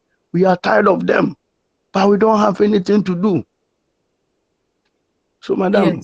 Yes, it's true. That is why I always say that as time goes on, you realize that those times that people could not say things are past. Remember during the NDC one, during Jerry John Rawlings, that we had identification cards. It's no more. This time, any leader who does that, the people will vote you out seriously. That is why MPP, they voted them out for NDC to gain majority in parliament. They voted Baumia out for Mahama to come in. And the people became vigilant, so that what happened in 2020 about the rigging of MPP did not happen in 2024. So all boils down to the people. That is what we are saying, that democracy is government by the people. Okay, for the people. And so if you are part of democracy, it means that once you are learning and you understand your rights, you stand anywhere and you talk and people listen. When Kwasi, who had a dual citizen, entered parliament, it took only ordinary person, ordinary citizen, to send him to court, okay, for his representation title to be taken away from him. So we, the people, we have the mandate. That is why in this era, in this regime, we have people who can talk freely, okay, compared to previous government, where you are even afraid. Manasseh ran away to South Africa because he was being executed by the MPP. But during NDC time, when he brought the Ford issue and other things, no one persecuted him. So that is why I'm saying that we are learning. We voted them out in 2016, and then they came in. Hello. They came in again to correct their mistakes. Okay, so gradually a time will come that we'll vote for people who understand our plight concerning our salaries. That's why we have unions. That's why we've been witnessing demonstrations. That's why we've been witnessing strikes. Okay.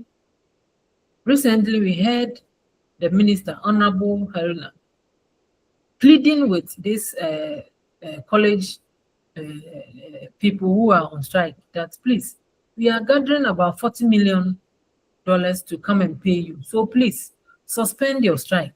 Okay. We have a listening government. And so our right as citizens is to demonstrate against any party that is taking us for granted. Okay, so gradually you'll get there. And like you are saying, it's your choice. If you think that you don't want to stay here and you have had any opportunity elsewhere, you can go.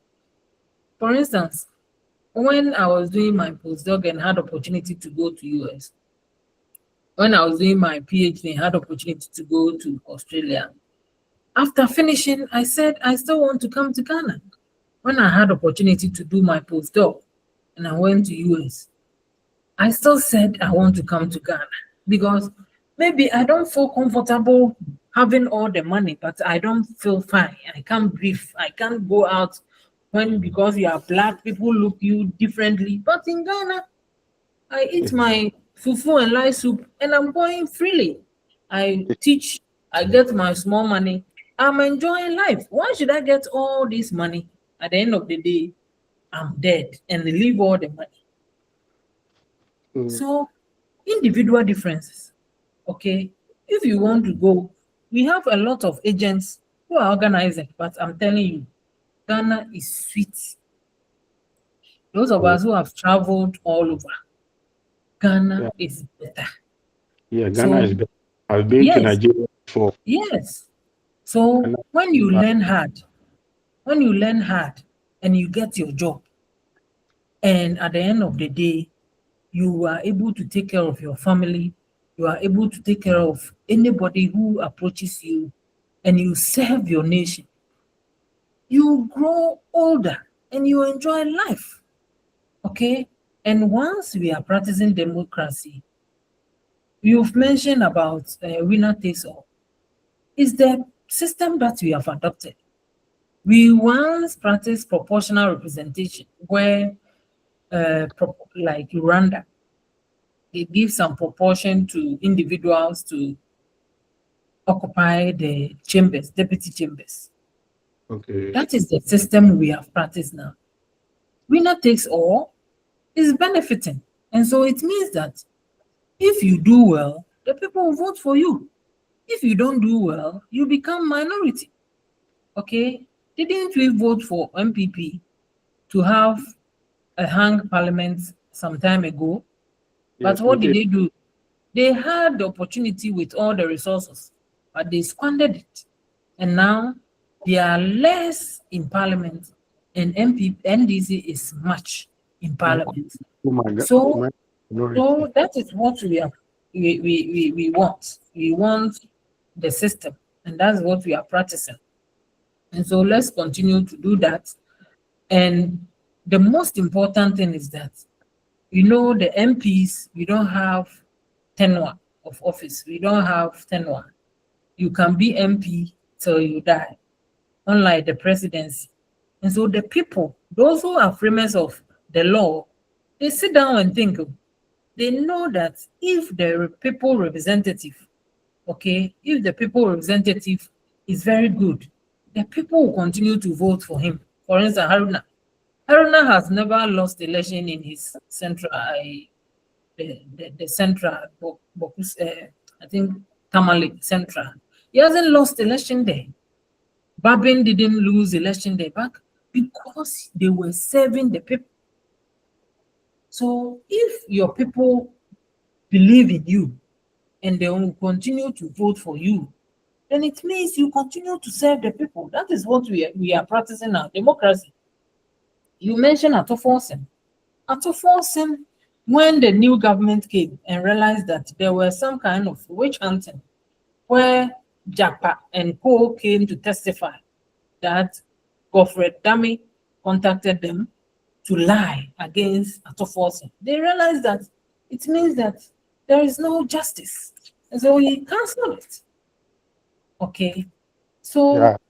let's continue to harness our democracy so that at the end of the day, we all have peace. Okay. I want an environment of peace for humanity. Because if you have all the money and you don't have peace, then you are lost. Okay. Sometimes I tell myself that, oh, Agrada is in jail. Why, why, why, why wasn't she arrested during MPP? Because she was making a lot of noise and duping people and ensuring that people, it was serious. And now there are charges against her even once he is in prison. Secretary and all those things. Why should you live in a country and you start duping people? But we are in a democracy. The law must take its course. Yeah. Okay. So please, let's continue to ensure that our country is peaceful, and we continue to vote for leaders who will continue to make our lives better. So on that note, let's go for a break and we'll return for another round. But please, Mr. Ernest Pame, make sure you compile the email addresses for me on the WhatsApp. You write your name and then your email and you paste it on the WhatsApp for people to copy and paste so that I have all the email and the names of you. Because once it's online, if I don't get your email and full name, when you write this, I will not be able to pinpoint. Thank you. Okay, Doc, I've already done that and we are responding. Okay. Thank you, Doc. So we'll meet around 2. Take Doc. care. But I'm not leaving. I'm still on. Okay.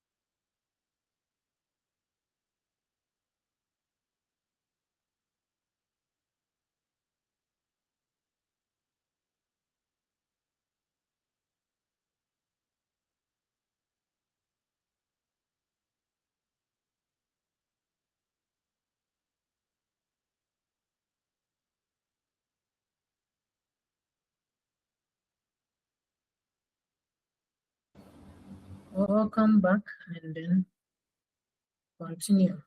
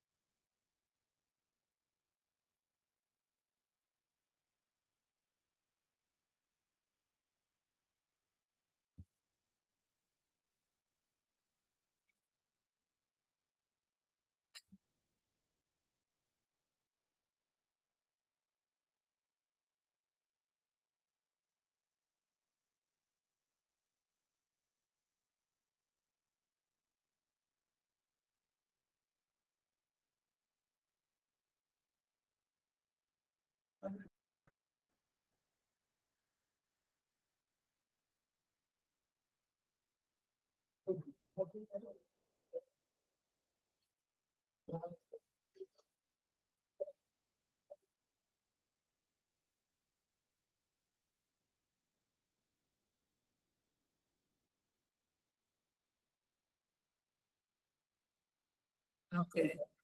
Welcome back, and then we'll continue with our lecture. So we've spoken extensively about realism or pragmatism, or we have realists always being pragmatist, believing that the world is anarchic. So if you are protecting yourself, then ensure that protect well with all the military might and military forces. Okay, so that is why sometimes you wonder why some people prefer to be ruled under authoritarianism.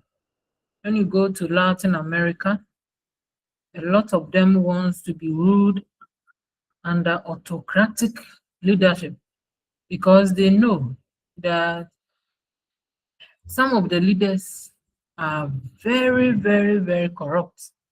And so even if they have one autocratic leader who will ensure that their resources and amenities are supplied, they would rather prefer that. I think that is happening in Gaddafi, Libya. If the people had noticed that before Gaddafi, what we were experiencing was harsh, and now Gaddafi is providing us with what we need.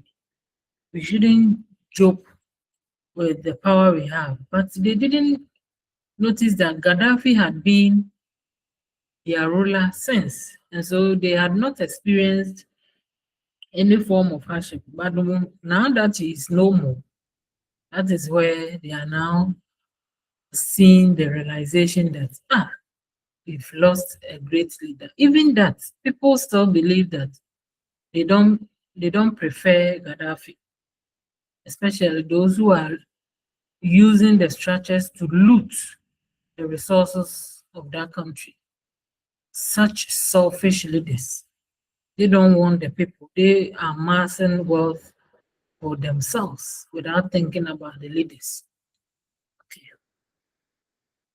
Okay, so that is that. And I know that you've also heard, I don't know whether you've heard that South Africans are calling for apartheid to return. They are saying that their African leaders are not leading them well. And so they want the whites to come and lead them again. So you see, some people want this autocratic leadership so that they provide them with what they need. Others prefer democratic leadership so that they move freely. But because of the behavior of leaders, the citizens themselves call for what they need. Okay. So let's continue with the theories of international relations and look at new realism. We really talk about realism, where the pragmatists and realists believe that the world is anarchic, and so they guard with all their strength and resources. Neorealism believe that power or the structure of the state influences state behavior. Okay, influences state behavior. So, for instance, let's say that states or the neorealism argues that the structure of systems strongly influences state behavior. So, how do we see the structure of Ghana? How do we see the structure of Ghana, especially the political structure? Okay, how do you see the even traditional structures? How do we see our chieftaincy institutions? How do we see our ethnic traditions? Recently, we've heard about Otunfo saying that there shouldn't be any amendment to include Queen Mothers to the National House of Chiefs. Okay, and some reasons are that when they have conversation, women can talk, and so they will take the messages from the houses of chiefs and start talking.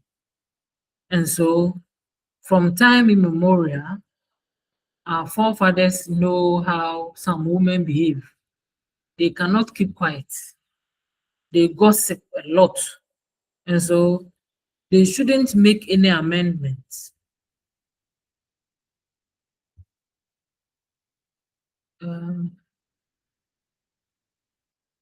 Can you hear me? Yes.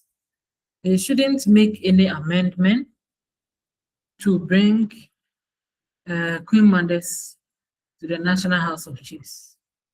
Okay. Because of the structure of our system.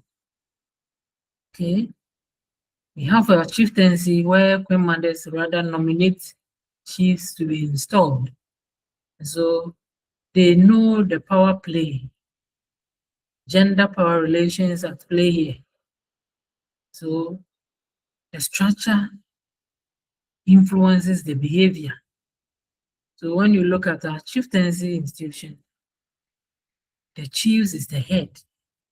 The Queen Mother just complements the chief's role by supporting women in the community and others. Whereas chiefs take critical decisions on wars and what have you. And so they believe that it will be unwise to add Queen Mothers to the National House of Chiefs unless that woman is a king. Okay, it's a king. Recently, we have seen some women being installed as kings. This village near Gomwa area, we have the niece. Niece, when the uncle died, they brought the niece from America to be the king. So such a woman is a king. So he can be part of the National House of Chiefs. And if you're a woman and they choose you as a king, they see the capabilities that you have. They know that they took you because of some characteristics you exhibit. Some characteristics. And once you're a king, you don't talk by heart. So that's what Otunfo was saying, that kings have their way of communicating. So Queen Mothers to have their way of dispensing justice, and solving marital issues and other things, which is not the role of the king. So you cannot combine them, the National House of Chiefs. So they have a point. So if they want to amend the law to include the Queen Mothers, then they have to convince them well that these are the reasons why we say that we don't want to mix the kings to the queen. So the neo-realism believe that structures of a country influence the behavior. So let's also go to the state. We've mentioned how our state is also. What do we have? Okay, we have parliament, we have executive. And so our constitution, which is also a legal structure or a legal framework, says that the president can select some percentage of MPs to be ministers. This is a structure. Until the structure is reviewed, like we have the constitution being reviewed by some committee, until it is reviewed, our representative will behave like that. Okay, we'll still have our parliament sometimes almost empty because the president have chosen a lot of them to be ministers. Okay, until it is reviewed that once you are MP, you cannot be a minister, then you will have a full house. And so neo-realism believe that a structure of a state comprising institutions also influence the behavior. Let's go to Rwanda. Rwanda, their structure is also influencing them.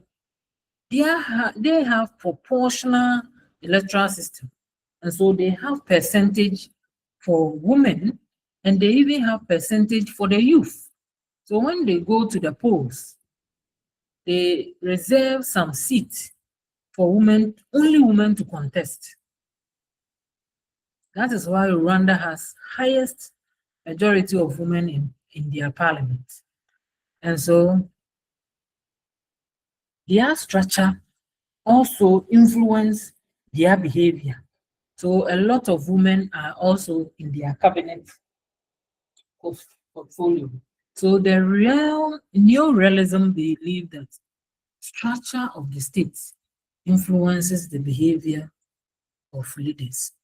And when we continue to discuss on Rwanda, Rwanda's structure is based on historical antecedents. After the genocide, a lot of husbands died, a lot of men died, leaving their wives and more women in the country. And so they couldn't continue to practice the winner takes all. They have to do proportional representation system of governance so that women can also contest elections without a challenge from men, so that we have them in power to take decision, because most of the men have died. So you see, formation of states and other things come as a result of the structure or historical antecedents of the state. I'll continue. Okay. So let's look at what the realism talk about. They have so many assumptions, the realists. They have so many assumptions. Okay, as mentioned earlier, the first one is anarchy. The realists believe that, assume that the international system is anarchic. So no all-embracing authority or world government to enforce rules and maintain law. States are sovereign and independent actors. Okay, like you were asking, why is it that international community is not intervening Russia and Ukraine? Okay, the realists believe that it's only the sovereign states. They must protect their countries and their citizens. Okay, and that the world is anarchic. And we don't have one government. The whole world, we don't have one government to intervene. So each one for himself, God for us all. Just that we have international laws that you cannot just enter into somebody's. That is why when Saddam Hussein invaded Iran, Saddam Hussein invaded Iran. I'm coming. Let me receive this call.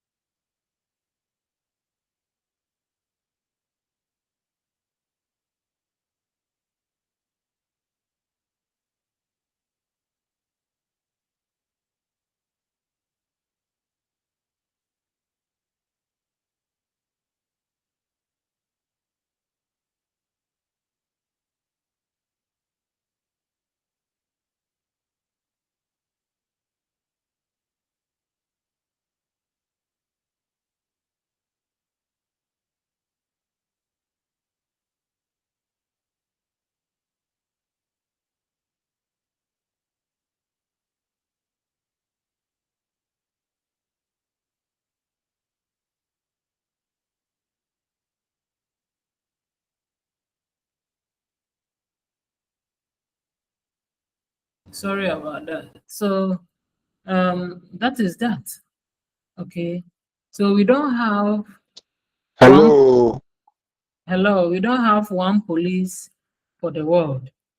And so each one for himself, each state must gather enough military force and wealth, okay, and wealth to protect himself or herself. I'm saying himself or herself because some countries refer to themselves as her or she. For us, Ghana, because we believe in Asasiya, our country is her. When you say Ghana, you say Ghana, my motherland, okay? In Nigeria, they say Nigeria, our fatherland. They believe in the patriarchal system. But Ghana, we believe in the matrilineal or matriarchal. So you have to learn all these things. Okay, so that's what the realists are saying. The world is anarchy. And so each one for himself. We don't have one world police. After the Second World War, we had the United Nations, who can even quickly organize military and intervene in Africa. But now, they have made a lot of international laws that you cannot just send UN troops unless the state demand that. Okay, that is when the genocide started. They took a very long time before United Nations military force intervened. Okay, yeah.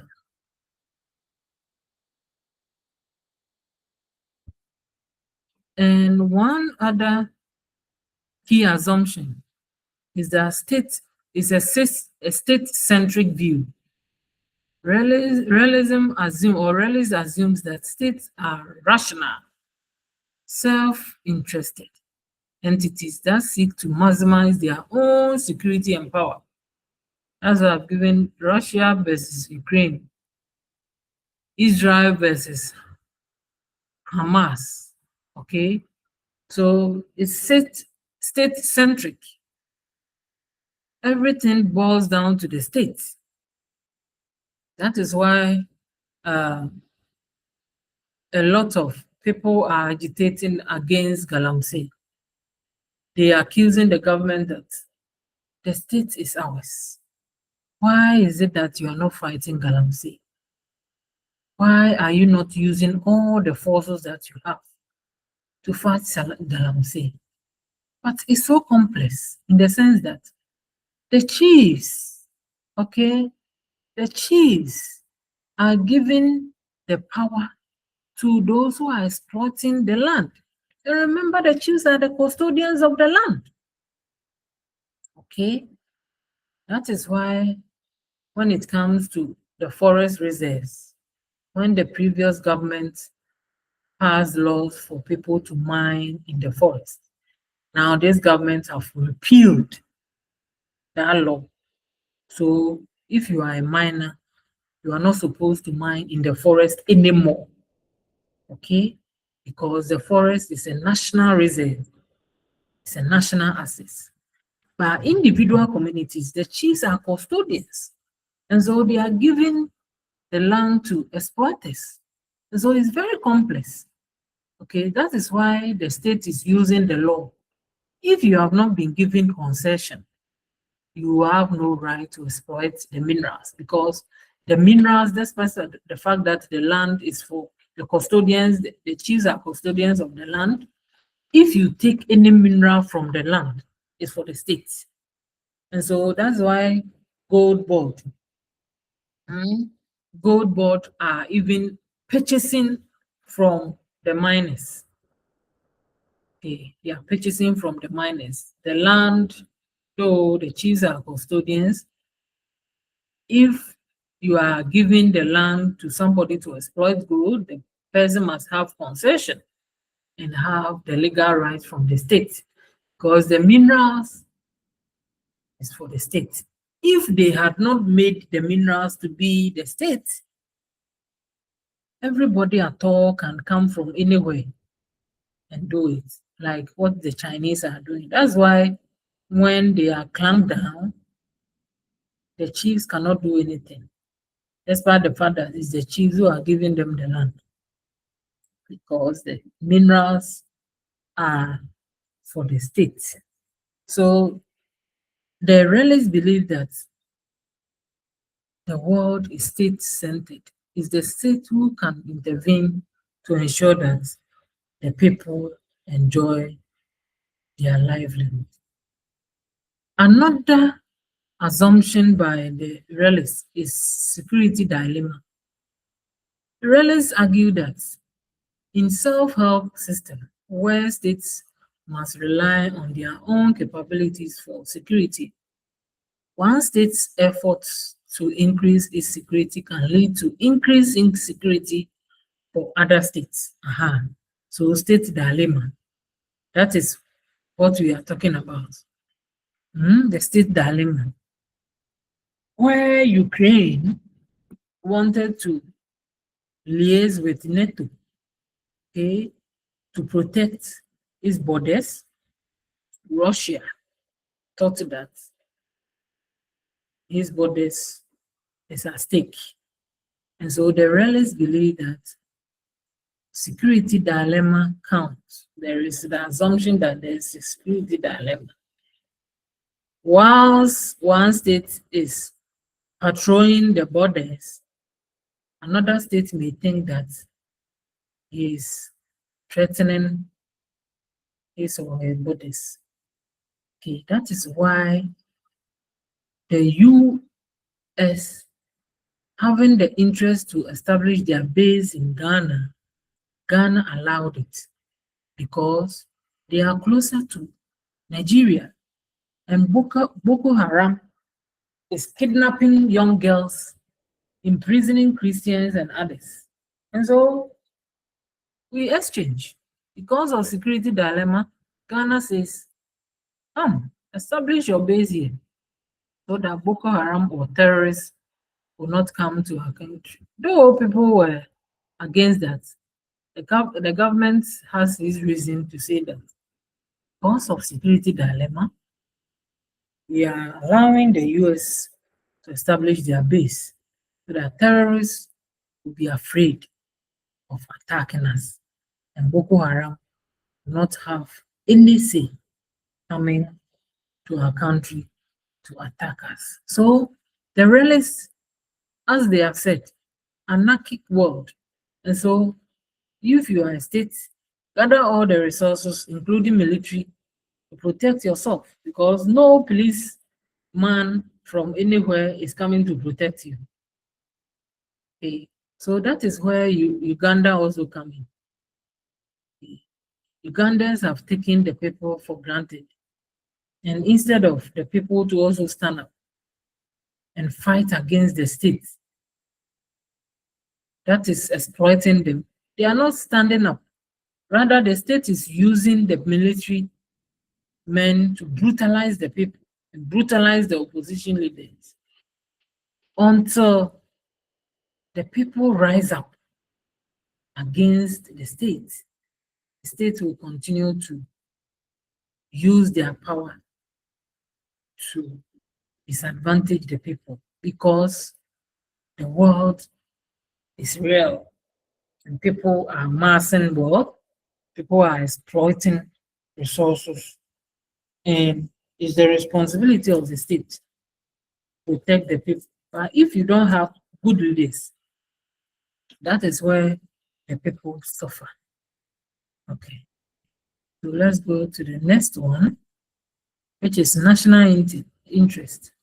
Realists emphasize that states act in pursuit of their own national interest, which is often defined in terms of security, survival, and acquisition of power and resources. So remember, US is not a member of International Criminal Court. Okay, so just imagine if US is not a member of International Criminal Court, it means that you cannot take US citizen to International Criminal Court. Okay, but most of African leaders, we are members of the International Criminal Court. That's why we're able to send Stella and Laurent Gbagbo to this international court. But because of interest, the US says that I don't want to be part of this. Okay, if our citizen commits crime, we will adjudicate cases or administer justice in our country. We are not joining any international criminal courts. So it's a national interest. Okay, Ghana may also choose to also opt out, but we don't have any option. Okay, we don't have any option because we have a lot of corrupt leaders who the Supreme Court cannot sanction them. At the end of the day, it's the International Criminal Court that can sanction these leaders. So we don't have option, unlike the US. There is also the issue of power politics. Realists view power as the primary currency or exchange of international relations. The goal of a state is to accumulate power to protect their interests. Example, military power, economic power, or diplomatic influence. Okay, so we have countries like superpowers like US, we have UK, Britain, and others. Even now, China. Okay, China is now having economic power. So they are rubbing shoulders with the US. That is why when Trump increased the tariffs on trade, China also, because of the economic wealth and power, they also increased the imports by the US. So you see, Ghana, we don't have that luxury, we don't have that power.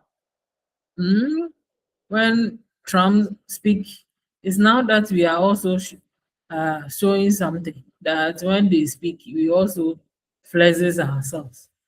Okay, I remember when, because the UK or Britain, they give us some aid, they wanted to introduce LGBTQ in our system, and President Mill said that to hell with you and your aid. We don't want any aid. We can fend for ourselves. If this peanut that you give to us, you want us to surrender our culture, we are not ready to accept any homosexuality in our country. So you see, such a leader was able to protect our culture. But if we had had a leader who was not reasonable and all that he wanted was to amass wealth, by now we would have had homosexuals in our community, in our country. Okay, so national interest is one aspect when it comes to realism. Okay.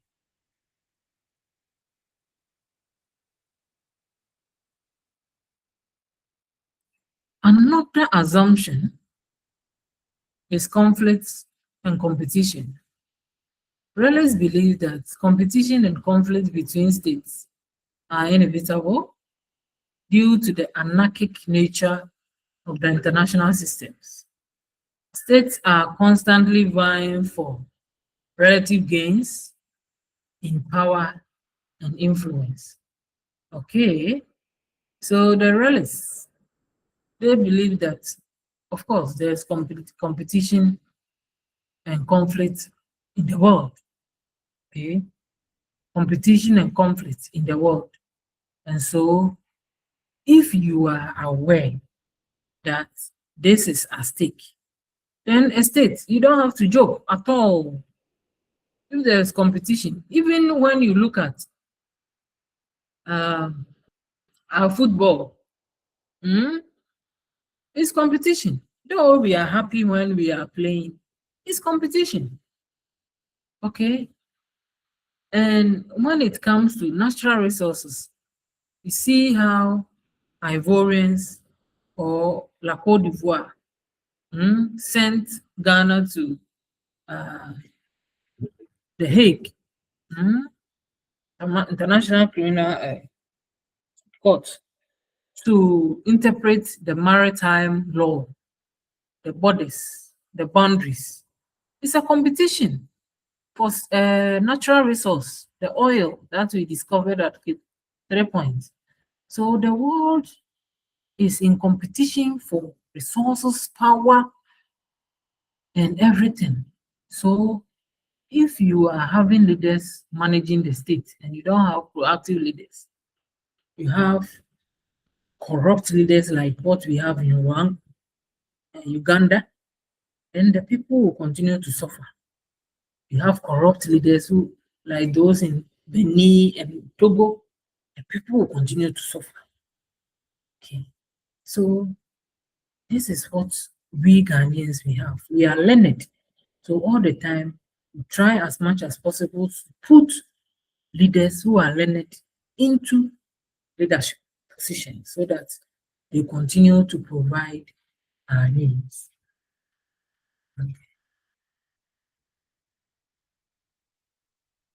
There is also the issue of balance of power. Realism contends that states seek to maintain a balance of power international system to prevent any one state or group of states from becoming too dominant, which could lead to instability and conflict. So you look at the World War I, World War II, we have the Cold War. Once upon a time, we used to have Cold War and China and US relations. Okay, when we talk about Cold War, you realize that sometimes there will be war, subtle war. Now we still have Cold War between US and China, based on the tariffs that Trump proposed, that they were going to put a lot of tariffs on China imports. Okay, it's a form of Cold War. But when you read extensive on World War I and World War II, the realists believe that we shouldn't have one country dominating, like Germans through Nazi and Hitler controlling a lot of people all over the world. That led to US and Britain conquering Germany for Nazi to fall. Okay, so there should be balance of power. And I'm happy that Chinese also opened their borders. At first, China was very closed. You won't see people going there. They have closed their borders. Now they have opened up and they have developed. Those leaders, they thought that let's guard only our interests. But as they selected their leaders, China, they don't vote like the way we vote here. They have class of people, elite. And so when they meet, then they select somebody who is very intelligent and who can lead them. And so they are practicing some form of communist or communism. They don't vote. And so if they see that you are also fighting against the government, they have spies among themselves. And so when they see that you are also conniving and then ensuring that the state does not do well, quickly they will arrest you for you to face the law. So that's why China is developing like that. People were proposing that we can do same, but their mentality is different from ours. Okay. We once entered into one-party state, and what happened? We saw Probadu say, even using our gold to prepare bed for his wife. Okay. They were thinking about themselves, not thinking about the people. So that is why we've learned already that the structure and the belief of the people influences power. If Chinese believe that it's our eyes, we should make sure that we protect our resources. Then they will continue to practice communism. And then the elite will select one intelligent person to lead them. Okay. So, as I've indicated, the realists believe that there should be balance of power. And I'm happy that Chinese are challenging US. Other than that, they will continue to be only the superpowers. But now Chinese are challenging them. Okay. With all what we've discussed, there are criticisms when it comes to realism. Those who are critics believe that or argue that realism tends to overlook non-state actors, okay, downplay the role of international institutions, and underestimate the potential for cooperation and diplomacy in global affairs. Okay. So what the critics believe is that all that we've been saying is only state-centered. Okay, the realists or pragmatists believe that it's only state-centered. But what about non-state actors? Okay, we have multinational corporations. We have Guinness Ghana. We have MTN. We have Coca-Cola. All these people bring a lot of resources in our various states or countries.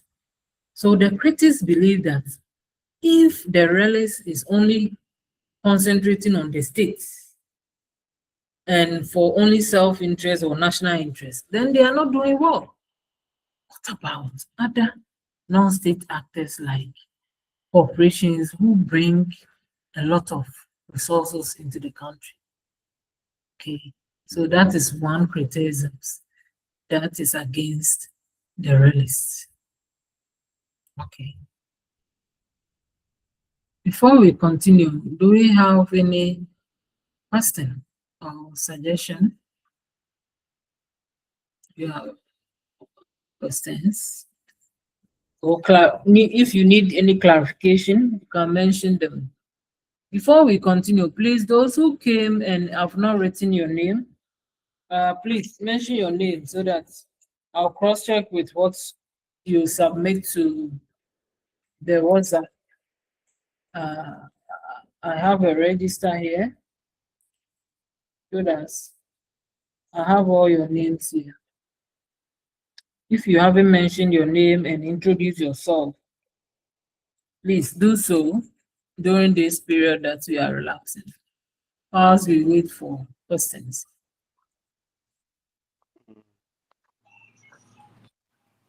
Okay. Yes. Please. I am Emmanuel Kojo Boateng. Okay, Boateng. Yes, please.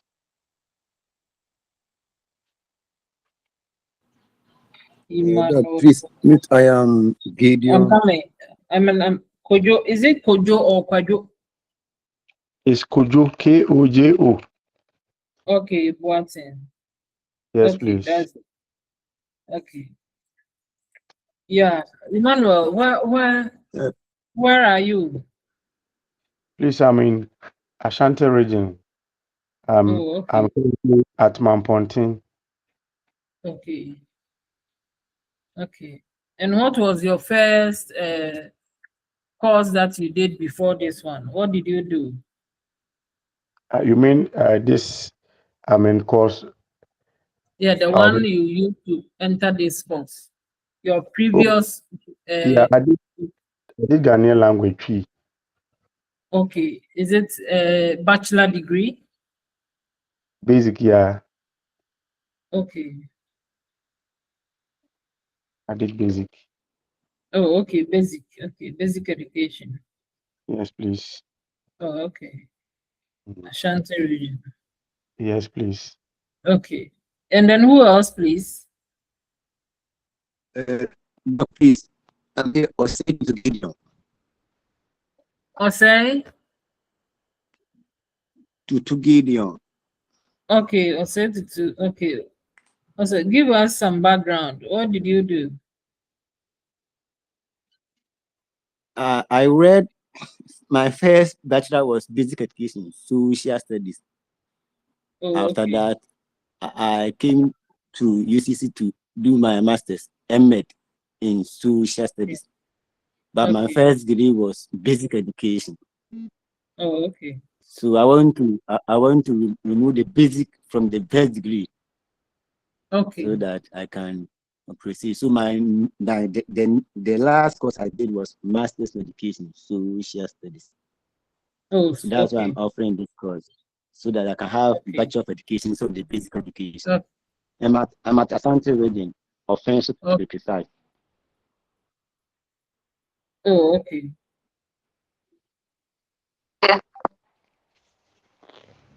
Who else, please?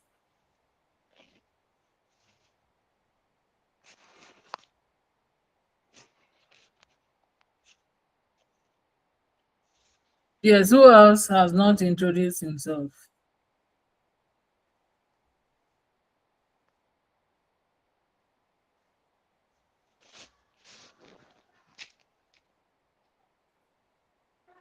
Hello? Yeah, we are there. Yes, please. Those that haven't written your name, mention your name and let's see how you are pairing. Yes.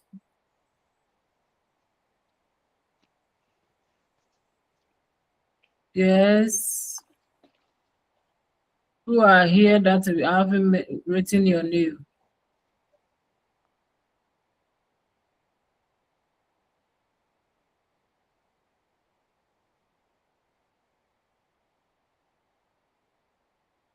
Please, I'm waiting before I continue because sometimes it's very difficult. Some people join and they are just joining.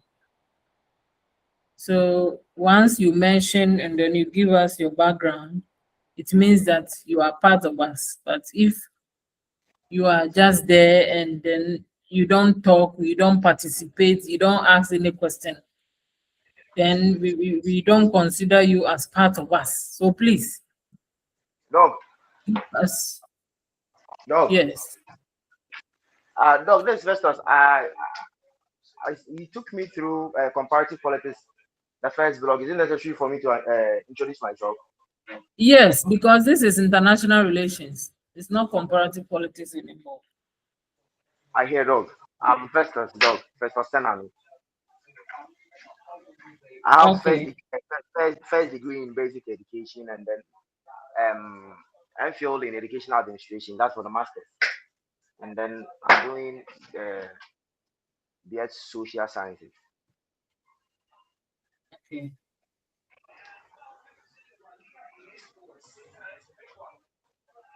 Hello, dog. Yes, and then who else? Yeah, let's hear you, please. Somebody raise their hand. Please talk. I see Yeah, Doc, AJ. this is Francis. Francis AJ. Okay. Okay, I did a degree in basic education. I completed about I completed 2023. Okay. Yeah, I did basic education and visual arts. Oh, okay. Yeah. And where are you? Right now I've not been posted, so I'm home. Region, the region. I'm in Kumasi, Atonsu. Oh, okay. Yeah.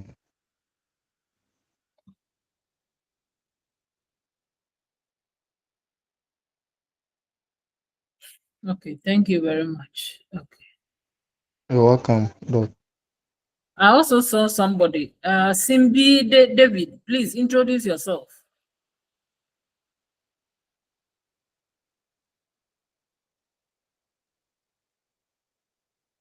David, introduce yourself and let's move on.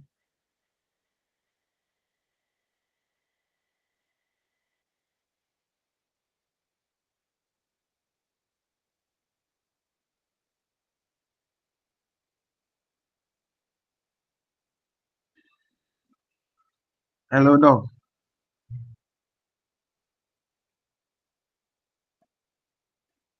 Hello. Yes, we are listening. Okay. Please, I'm Cindy David.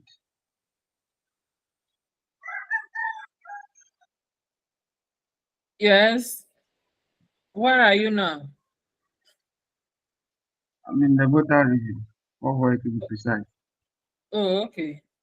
Mm. I did Bachelor of Education in Basic Religious and Moral Education. Bachelor education. Religious and Moral Education. Bachelor Education, and then the minor is Religious and Moral Education. Oh, okay. Mm.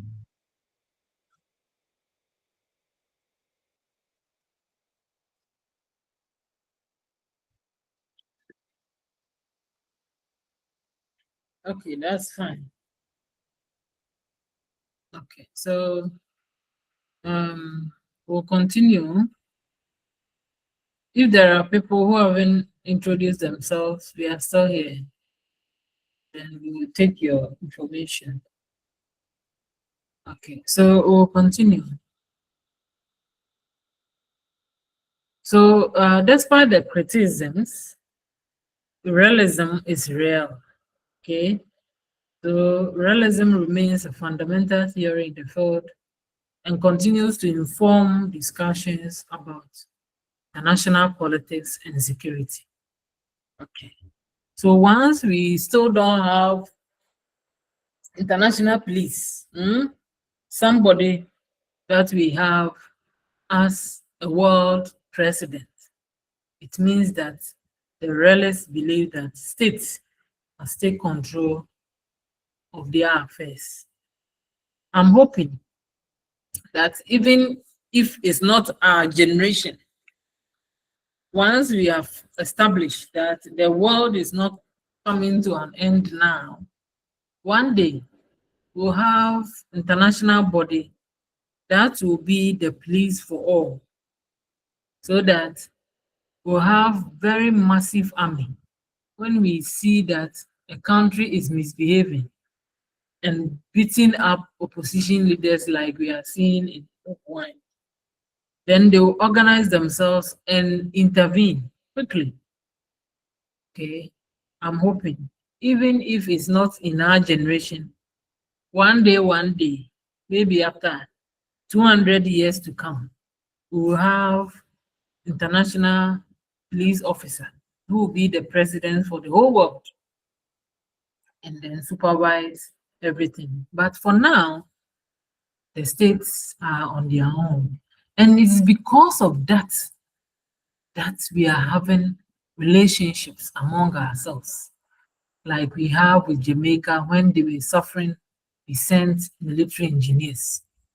Okay, like we have formed blocks, economic community of West African states. We have formed blocks, and then we have African Union, so that in case of any problem, we intervene. And now that we are growing, we realize that they are also reviewing their policies and laws. Okay, now, ECOWAS, when they see that a country has engaged in coup d'etat, they don't send troops.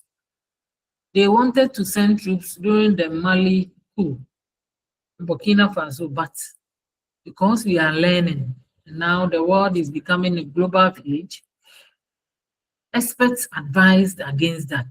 You can't just send troops to another country that you are intervening. It needs diplomacy, talks, so that we all understand ourselves. If they had not listened and they had intervened, Burkina Faso, by now we wouldn't have experienced some bloodshed because the military apparatus will not allow, and so they will be combating and people will die. Okay, as they sent ECOMOC to Liberia and a lot of people died. And now, when there are wars, they ensure that if it becomes escalating, they know how to intervene, ensure that we don't have a lot of atrocities. Okay, so gradually we are getting there. Gradually we are getting there. Okay.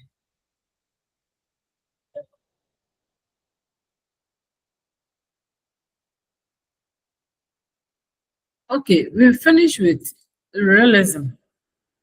Let's go to liberalism. Okay, liberalism is also a theory of international relations. The liberalism is a theoretical framework that emphasizes cooperation, diplomacy, and the role of international institutions in shaping world politics. It offers a different perspective from realism. Okay, so while liberalism offers valuable insights, it also faces criticisms. Some argue that it can be very over-idealistic. It may not adequately account for power disparities, conflicting interests, and in the limitations of international institutions.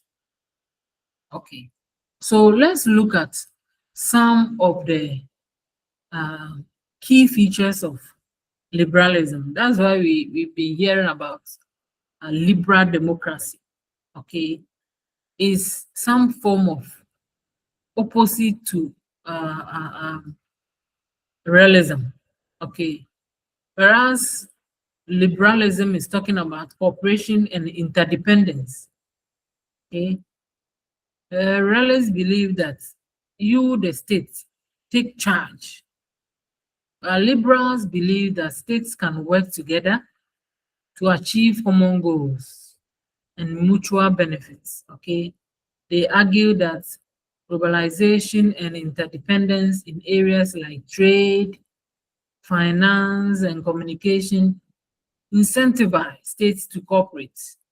Okay, so whereas the realists believe that everything should be state-centered, the liberalists or the liberals believe that cooperation and interdependency make a better place. Another feature of liberalism is international institutions and organizations. Liberals emphasize the importance of international institutions such as the United Nations, World Trade Organization, and in providing forums for negotiation, such as conflict resolution and what have you. So, as we mentioned earlier, whereas the realists believe that who the state must galvanize military forces and world power, the liberals believe that less corporate or international institutions and organizations must also come on board. You have World Trade Organization, you have United Nations. They have to involve in So you've seen the way the trend is. Whereas people who believe in liberalism, that's why we have liberal democracy. They believe that, oh, even if you are state and you are sovereign, it's best that you cooperate. Okay, that is why liberal Democrats or those who believe in democracy, they don't want to hear anything about military regime, because military man is thinking about the state and the people. Whereas the liberals believe that, oh, let's negotiate, let's go out and cooperate and depend on others. So that is why Burkina Faso, they are in tandem with Russia, because Russia does not believe in liberalism. Okay, that's why they invaded Ukraine. They believe that we have to protect our borders, so they just invaded. And military regime also believe in the state. They are not interdependent on anything. They are not saying we are negotiating. No. So you see that some countries believe in realism and believe that the world is anarchic, and so they protect themselves. Another country also believe in liberalism. Oh, let's negotiate. Let's do this. Let's do that. Okay. The liberals also believe in rule of law, international norms. Liberals argue that adherence to international law and norms is crucial for maintaining stability and order in the international system. They believe that shared principles and values can guide states. Okay, so the liberals believe in rule of law. Don't take the law into your own hands. Okay, and ensure that things are done right. And then the liberals also believe in human rights and democracy. I've mentioned that one of the scope of international relation is human rights and social justice. Okay, so the liberals believe that they rather prioritize human rights, individual freedoms, and democratic governance. They argue that respecting these principles can lead to more peaceful and prosperous international relations. Okay. And they also believe in the prevention of conflict. Liberals believe that through diplomacy, negotiations, and international law, conflicts can be managed and even prevented. They view war as last resort and prefer peaceful means of dispute resolution. That is why about 3 days ago, Otunfo presented his reports on the Boko crisis, okay, and then made recommendation, okay, so that one chief who installed himself as the chief in that area should either remain in any of the communities there as an ordinary person or meet the paramountcy for them to give him a role to play as a sub-chief. And that one, it should be supervised by the state. Okay, so these are the recommendations, some of the recommendations that Otunfo presented to the president. So it's part of the liberalism. They believe that it's best we prevent conflict and negotiate for things to be well. One of the features of liberalism is economic interdependence. Liberals highlight the role of economic interactions and trade in promoting peace and stability. They argue that states with strong economic ties are less likely to engage in armed conflict with each other. So you see, okay, I don't remember the last time that we had armed conflict with Nigeria. No, because we are always trading together. A lot of Nigerians have set up phone accessory shops in Ghana. Okay, when you go to Kantamanto, even when you come to Cape Coast, a lot of those who are selling phone accessories are Nigerians. And because of this economic trading among ourselves, it will be very difficult to see Nigerian and Ghanaians engaging in conflict, or the state of Nigeria and Ghana engage in conflict. And recently, you've seen that they even installed President Mahama as a chief in Ife. So the liberals believe that if we want to prevent conflict, we should strengthen our international cooperation or trading activities among ourselves. And with that, we can avoid conflict and live peacefully. They also believe in soft power and cultural exchange. Liberals emphasize the role of soft power, which includes cultural influence, education, and diplomacy, as important tools for building relationships and resolving conflicts. So you see, when we talk about soft power, we are talking about negotiations. We shouldn't use force. We should use international laws. We should do safe. So the liberals believe that even if it's critical, the most important thing is that let's use the law. Okay, so that when Cote d'Ivoire and Ghana had the case, if Ghana had a strong military and believe in realism, they will just intervene and engage in combat with Ivorians so that anyone who wins will take the land, okay, or the oil. What happened between Nigeria and Cameroon on the peninsula? Okay, go and read Nigeria and Cameroon on the peninsula.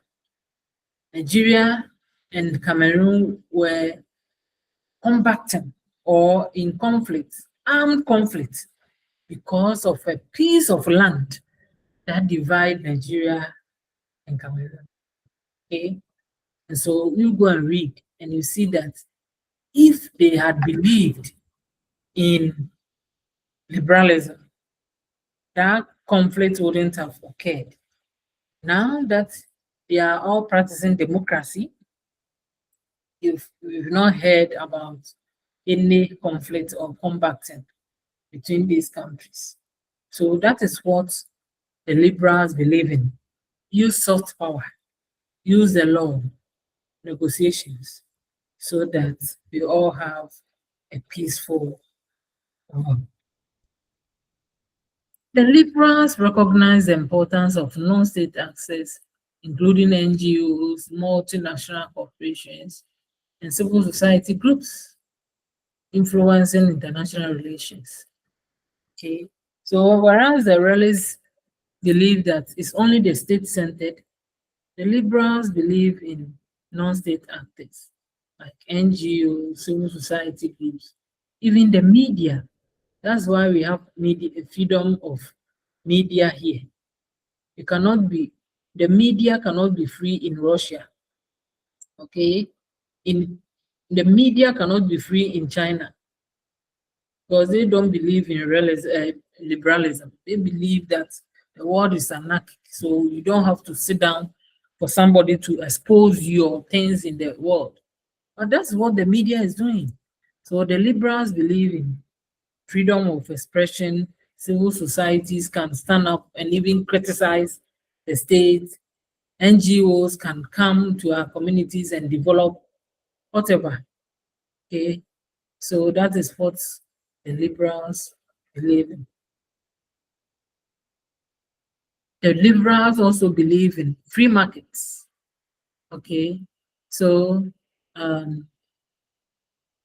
neoliberalism places a strong emphasis on free markets as the most efficient way to allocate resources. It advocates for minimal governmental interference in market activities. So we've spoken about realism, talking about liberalism, and we are talking about neoliberalism.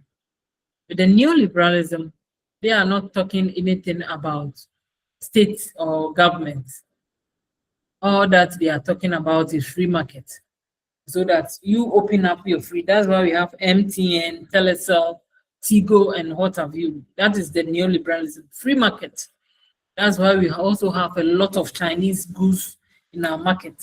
So you see, Ghana, we are having our liberalism very high. Okay. To the extent that we also engage in neoliberalism, where the free market government is not even intervening unless it becomes so extreme. Okay.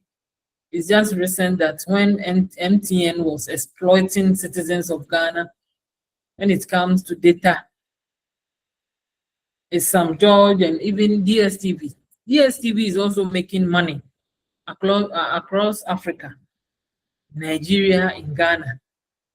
But despite the fact that the market is free, responsible leadership also intervene so that they do comparison. Recently, we've heard about Sam George negotiating for DSTV to reduce their charges and what have you, all because of neoliberalism. They believe that though the government should not intervene when it comes to negotiations and agreements, sometimes the people also enjoy some freedom. So neoliberalism also believe in privatization. Neoliberal policies often involve the transfer of publicly owned enterprises and services such as utilities, transportation, and healthcare to private ownership and management. Okay. Once we have Vodafone Ghana, it was Ghana Telecommunication, and later it became Vodafone Ghana because some shares of the state was transferred to the private ownership. Okay. When President Kufuor assumed power, he said that he was going to ensure that there is public-private partnership, PPP. Okay. And that is what we also had. We also had even Ghana Water Company Limited. Now we have Ghana Water Limited because they also partnered with some South African organization, a private entity. The same thing, our ECG, people were advocating that we should give part to the private sector, and they have given it. Those who are in charge of the units and manufacturing of this unit card. Now we have meters that you just go to the vendor, you punch in your number, and when they load the units straight to the meter, you don't have to even put the card on the meter. Those aspects is handled by a private entity. So to bring efficiency and effectiveness in our system. Okay. There is the issue of deregulation. Neoliberalism calls for reducing government regulations on businesses and industries. This is believed to promote competition and innovation. So example is cement, okay? Once upon a time, we used to have the cement companies having their freeway. Because when it comes to deregulation, the government cannot regulate the prices of goods and services. That is neoliberalism.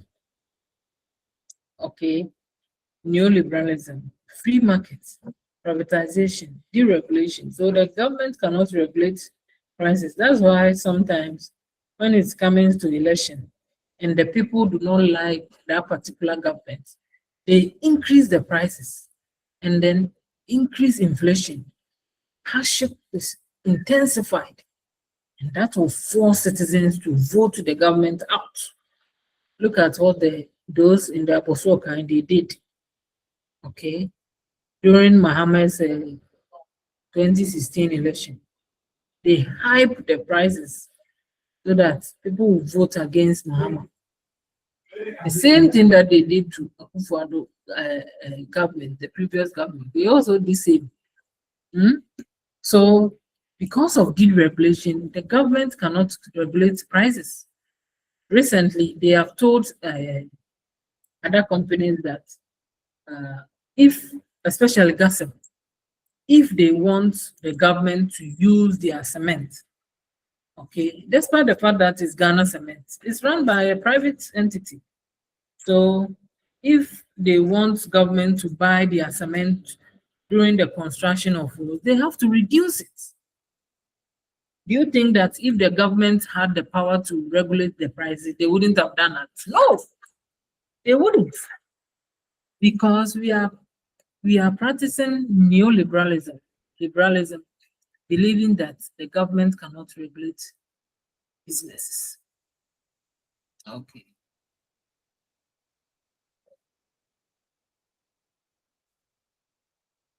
There is also the issue of fiscal discipline. Neoliberalism emphasizes the importance of balanced budgets, low inflation, and sound monetary policies for economic stability. Okay, that is why all the time people say that after forcing is forcing. Okay, if we have fiscal discipline, it means that our economy will grow. It means that people will have the free will to do marketing. People will trade. They believe that that is neoliberalism for you. Okay. We also have trade liberalization. Neoliberalism supports the removal of trade barriers, such as tariffs, quotas, to encourage international trade and economic integration. That is why the influx of substandard goods and services are in the country, because we are practicing neoliberal system or economy. People are importing all sorts of good things in the country. Once upon a time, President Mills regulated the importation of foods, but it has come back. People still import foods. Who go to China and bring all sorts of things into the country because of neoliberal system. Okay, and so sometimes we have to also use some restrictions. Nigeria is doing so. You cannot import poultry to Nigeria. No, you cannot import to Nigeria. No, you have to regulate your system. Despite the fact that it's free market, there are things that you can do to ensure that your local industry survive. Okay, so you do a lot of trade agreements to the other country. You know, my local industries are thriving now that they have done the nkoko. They know that they cannot do that now, because the moment they ban the importation of poultry, a lot of people will not have poultry to eat. And so now they are starting it gradually. So a time will come, have a lot of people rearing poultry, and they will have a lot of people also growing maize and producing poultry feed, because now even poultry feed is very expensive. People import poultry feed. So gradually, the government is taking measures to, through Nkoko and other things, to produce a lot of poultry. And when they do that, that is where they can sit down and draft restrictions, trade restrictions, for those who are importing these kind of things into the country. They cannot take it radically, because when they do that, people will go hungry. Remember, those that we import are even cheaper than the ones that we produce in the local markets. And so the government is making it in such a way that by the time they put some restriction on the importation, we have already had our booming the country, and then we'll practice what Nigerians are practicing. Nigerians don't allow importation of poultry and rice to the country.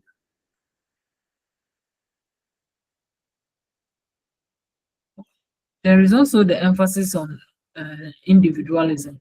Neoliberalism places a high value of individual liberty, choice, and self-determination.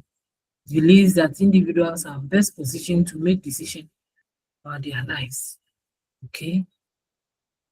Neoliberals, they believe that individuals. That's why we are practicing um, we have social democracy and we have property owning democracy, like MPP. MPP believe in property owned democracy, whereas NDC believes social democracy.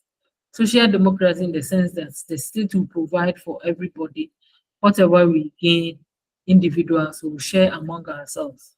Whereas the MPP believe that individuals can also amass wealth. Like we have individuals like Brian Champon, Kennedy Japan, and other businesses. They believe in this property-owned democracy, so that they give the individual access to also operate and get money for themselves. That is neoliberalism. They believe in that.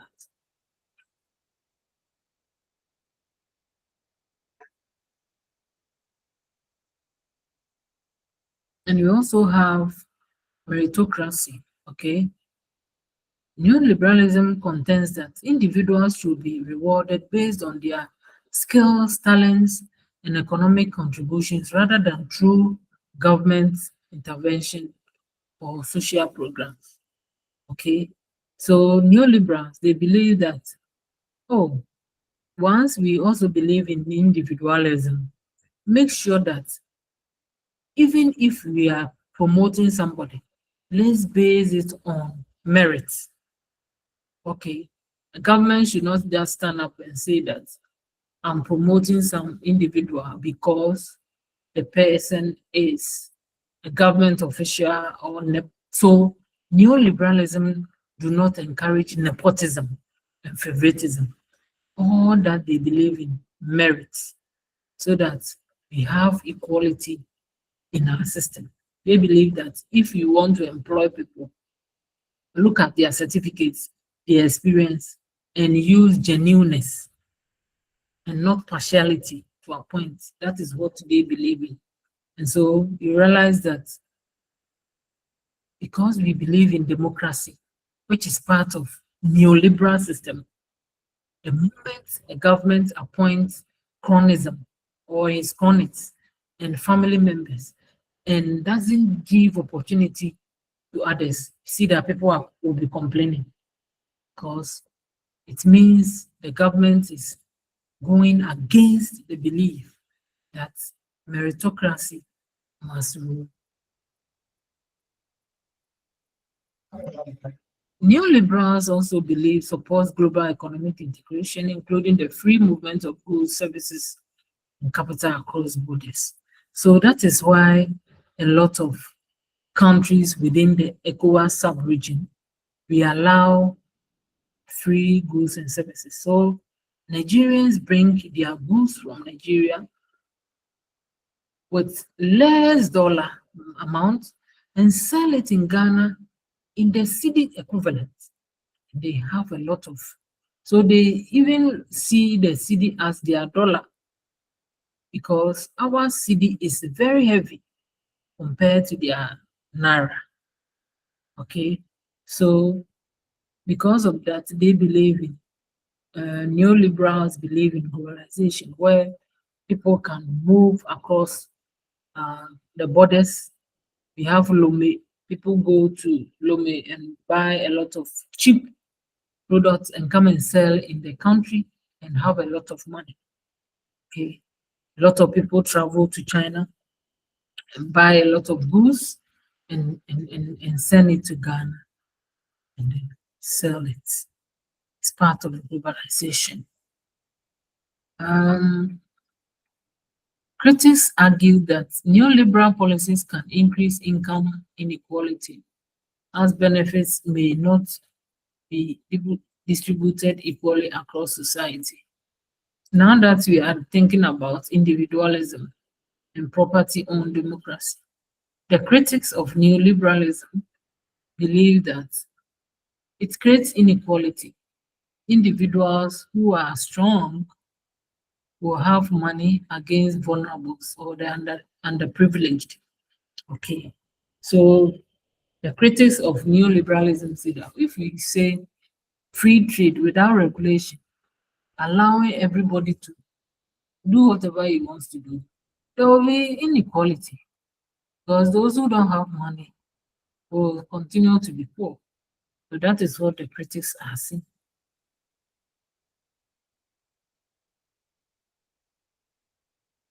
Some argue that neoliberalism can lead to reduction in social safety nets and essential public services. Okay.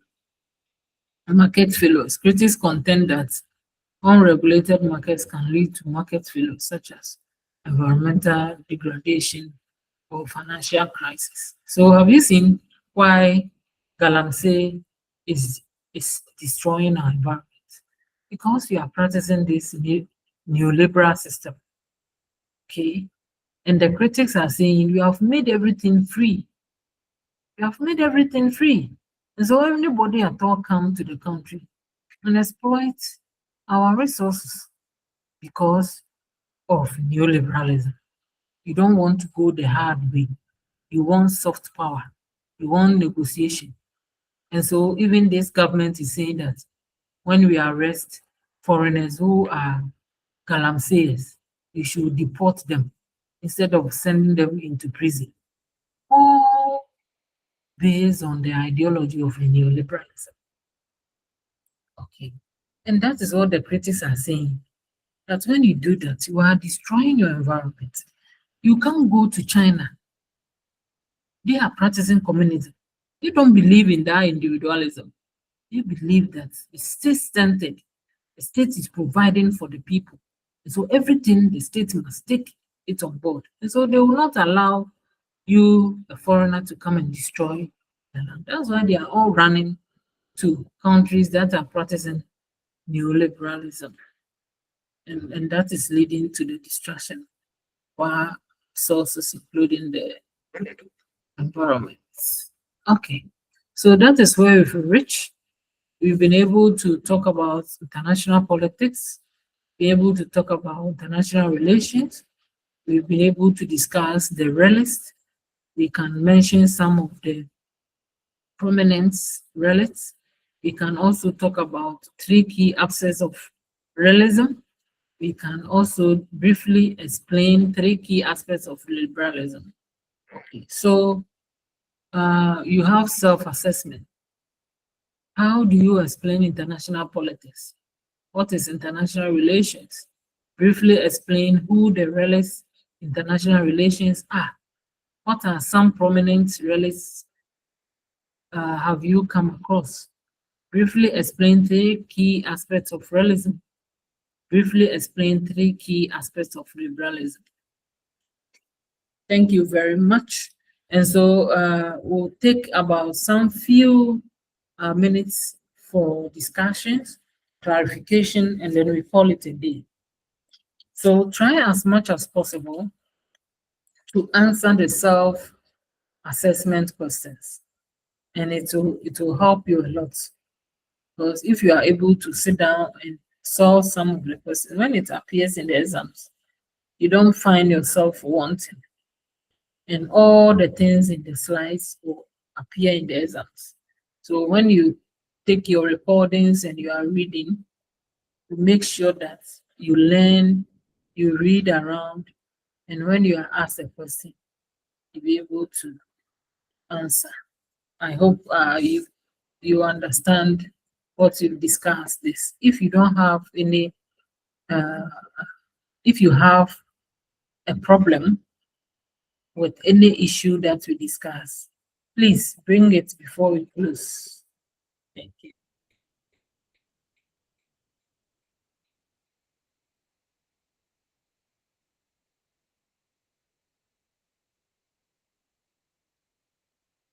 Ernest, let's hear you. Thank you, Doc. Doc, thank you very much for this great presentation. God bless you. Doc, my question is that in the course of realism, in the course of liberalism, the new liberalism and the new realism, we realize that a country, Ghana, we practice bits of it all. And with some of the issues, how do we solve it in the future? Because my point is that most of the things that happen, these are being done by the politicians. For instance, this issue of the market, because Ernest, as a person, I don't have that kind of power to import excavators. I don't have the power to import this rice, chicken, and the rest. These are being done by the politicians. And still they go round, and we are the same spot. So, Doc, how do we solve it in the near future? Thank you. Okay, that is what I stated, that we have already opened the markets, despite the fact that we have even opportunity to send our traditional commodities, being it spices, mangoes, pineapples outside, based on trade liberalization and trade agreements. You've heard that countries sometimes ban our products. They ban them because, despite the fact that they are allowing you to bring your product, you don't have to bring substandard products. Okay? And so they will investigate your products, test them in the laboratory, and see that if it's not substandard, then they will allow it to be in the market. But if it's a substandard, then they don't allow you. So despite the fact that we have free markets here, our authorities must ensure that the right thing or the right product is in our market. That's why Ghana Standard Authority, sometimes they go to the market and inspect some of the goods, and they arrest some traders who have covered the expiry dates of products and selling them. Now that we are coming to experience Xmas, when you go to the markets and you don't take care, you buy expired products. So we all want good things in our markets because we have not produced them. So it means that the regulators must ensure that the right thing is done. For instance, I cite myself as an example. When I went to the US, I went to buy materials that the Chinese people have sent to the US. It was the year 2013 that I went to the first time I went to the US, 2013. And the night dress or the singlet that I bought, I'm still using it in 2025. Can you imagine? Can you imagine that the singlet and the night dresses I wore? I'm somebody who can keep dresses. They are still there. But recently, the singlet that I bought for my child is torn from China. I bought it in Ghana, the singlet is torn. Why? Because our regulators are just allowing them to import substandard products. Whereas in US, they are regulating all the products that entered the market. So you see, China goods that I bought from US, I'm still using it. But the one that from China in Ghana that I bought for my children is false. We've thrown them in the bin. So if we don't regulate, they will bring a lot of substandard products into our market. We still allow people to import akukofu, chicken that has been in the fridge for more than 5 years into the country. And so if we regulate and send these products to the labs and test, we all have very nice market competition, and even ensure that the local products also survive. That's my answer to here. Irrespective of your position as a politician, even when you are important, the regulators, institutions that regulate all these must ensure that the right thing is done. That is why we have meritocracy. Despite the fact that it's free, it shouldn't be dangerous.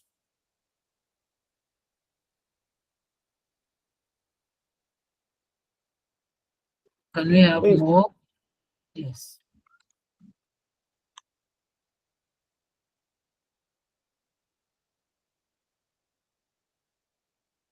Any more questions? If there are no more questions, thank you very much, and we shall meet next week. Enjoy your Christmas and take care. Now that Ghana is free, people are coming to even celebrate 30 December. We have all sorts of people entering the country. Take care of yourself. Make sure you guard your properties. Don't allow anybody to take your small item from you. On that note, we say bye-bye. Bye bye. Thank you. Thank you so much.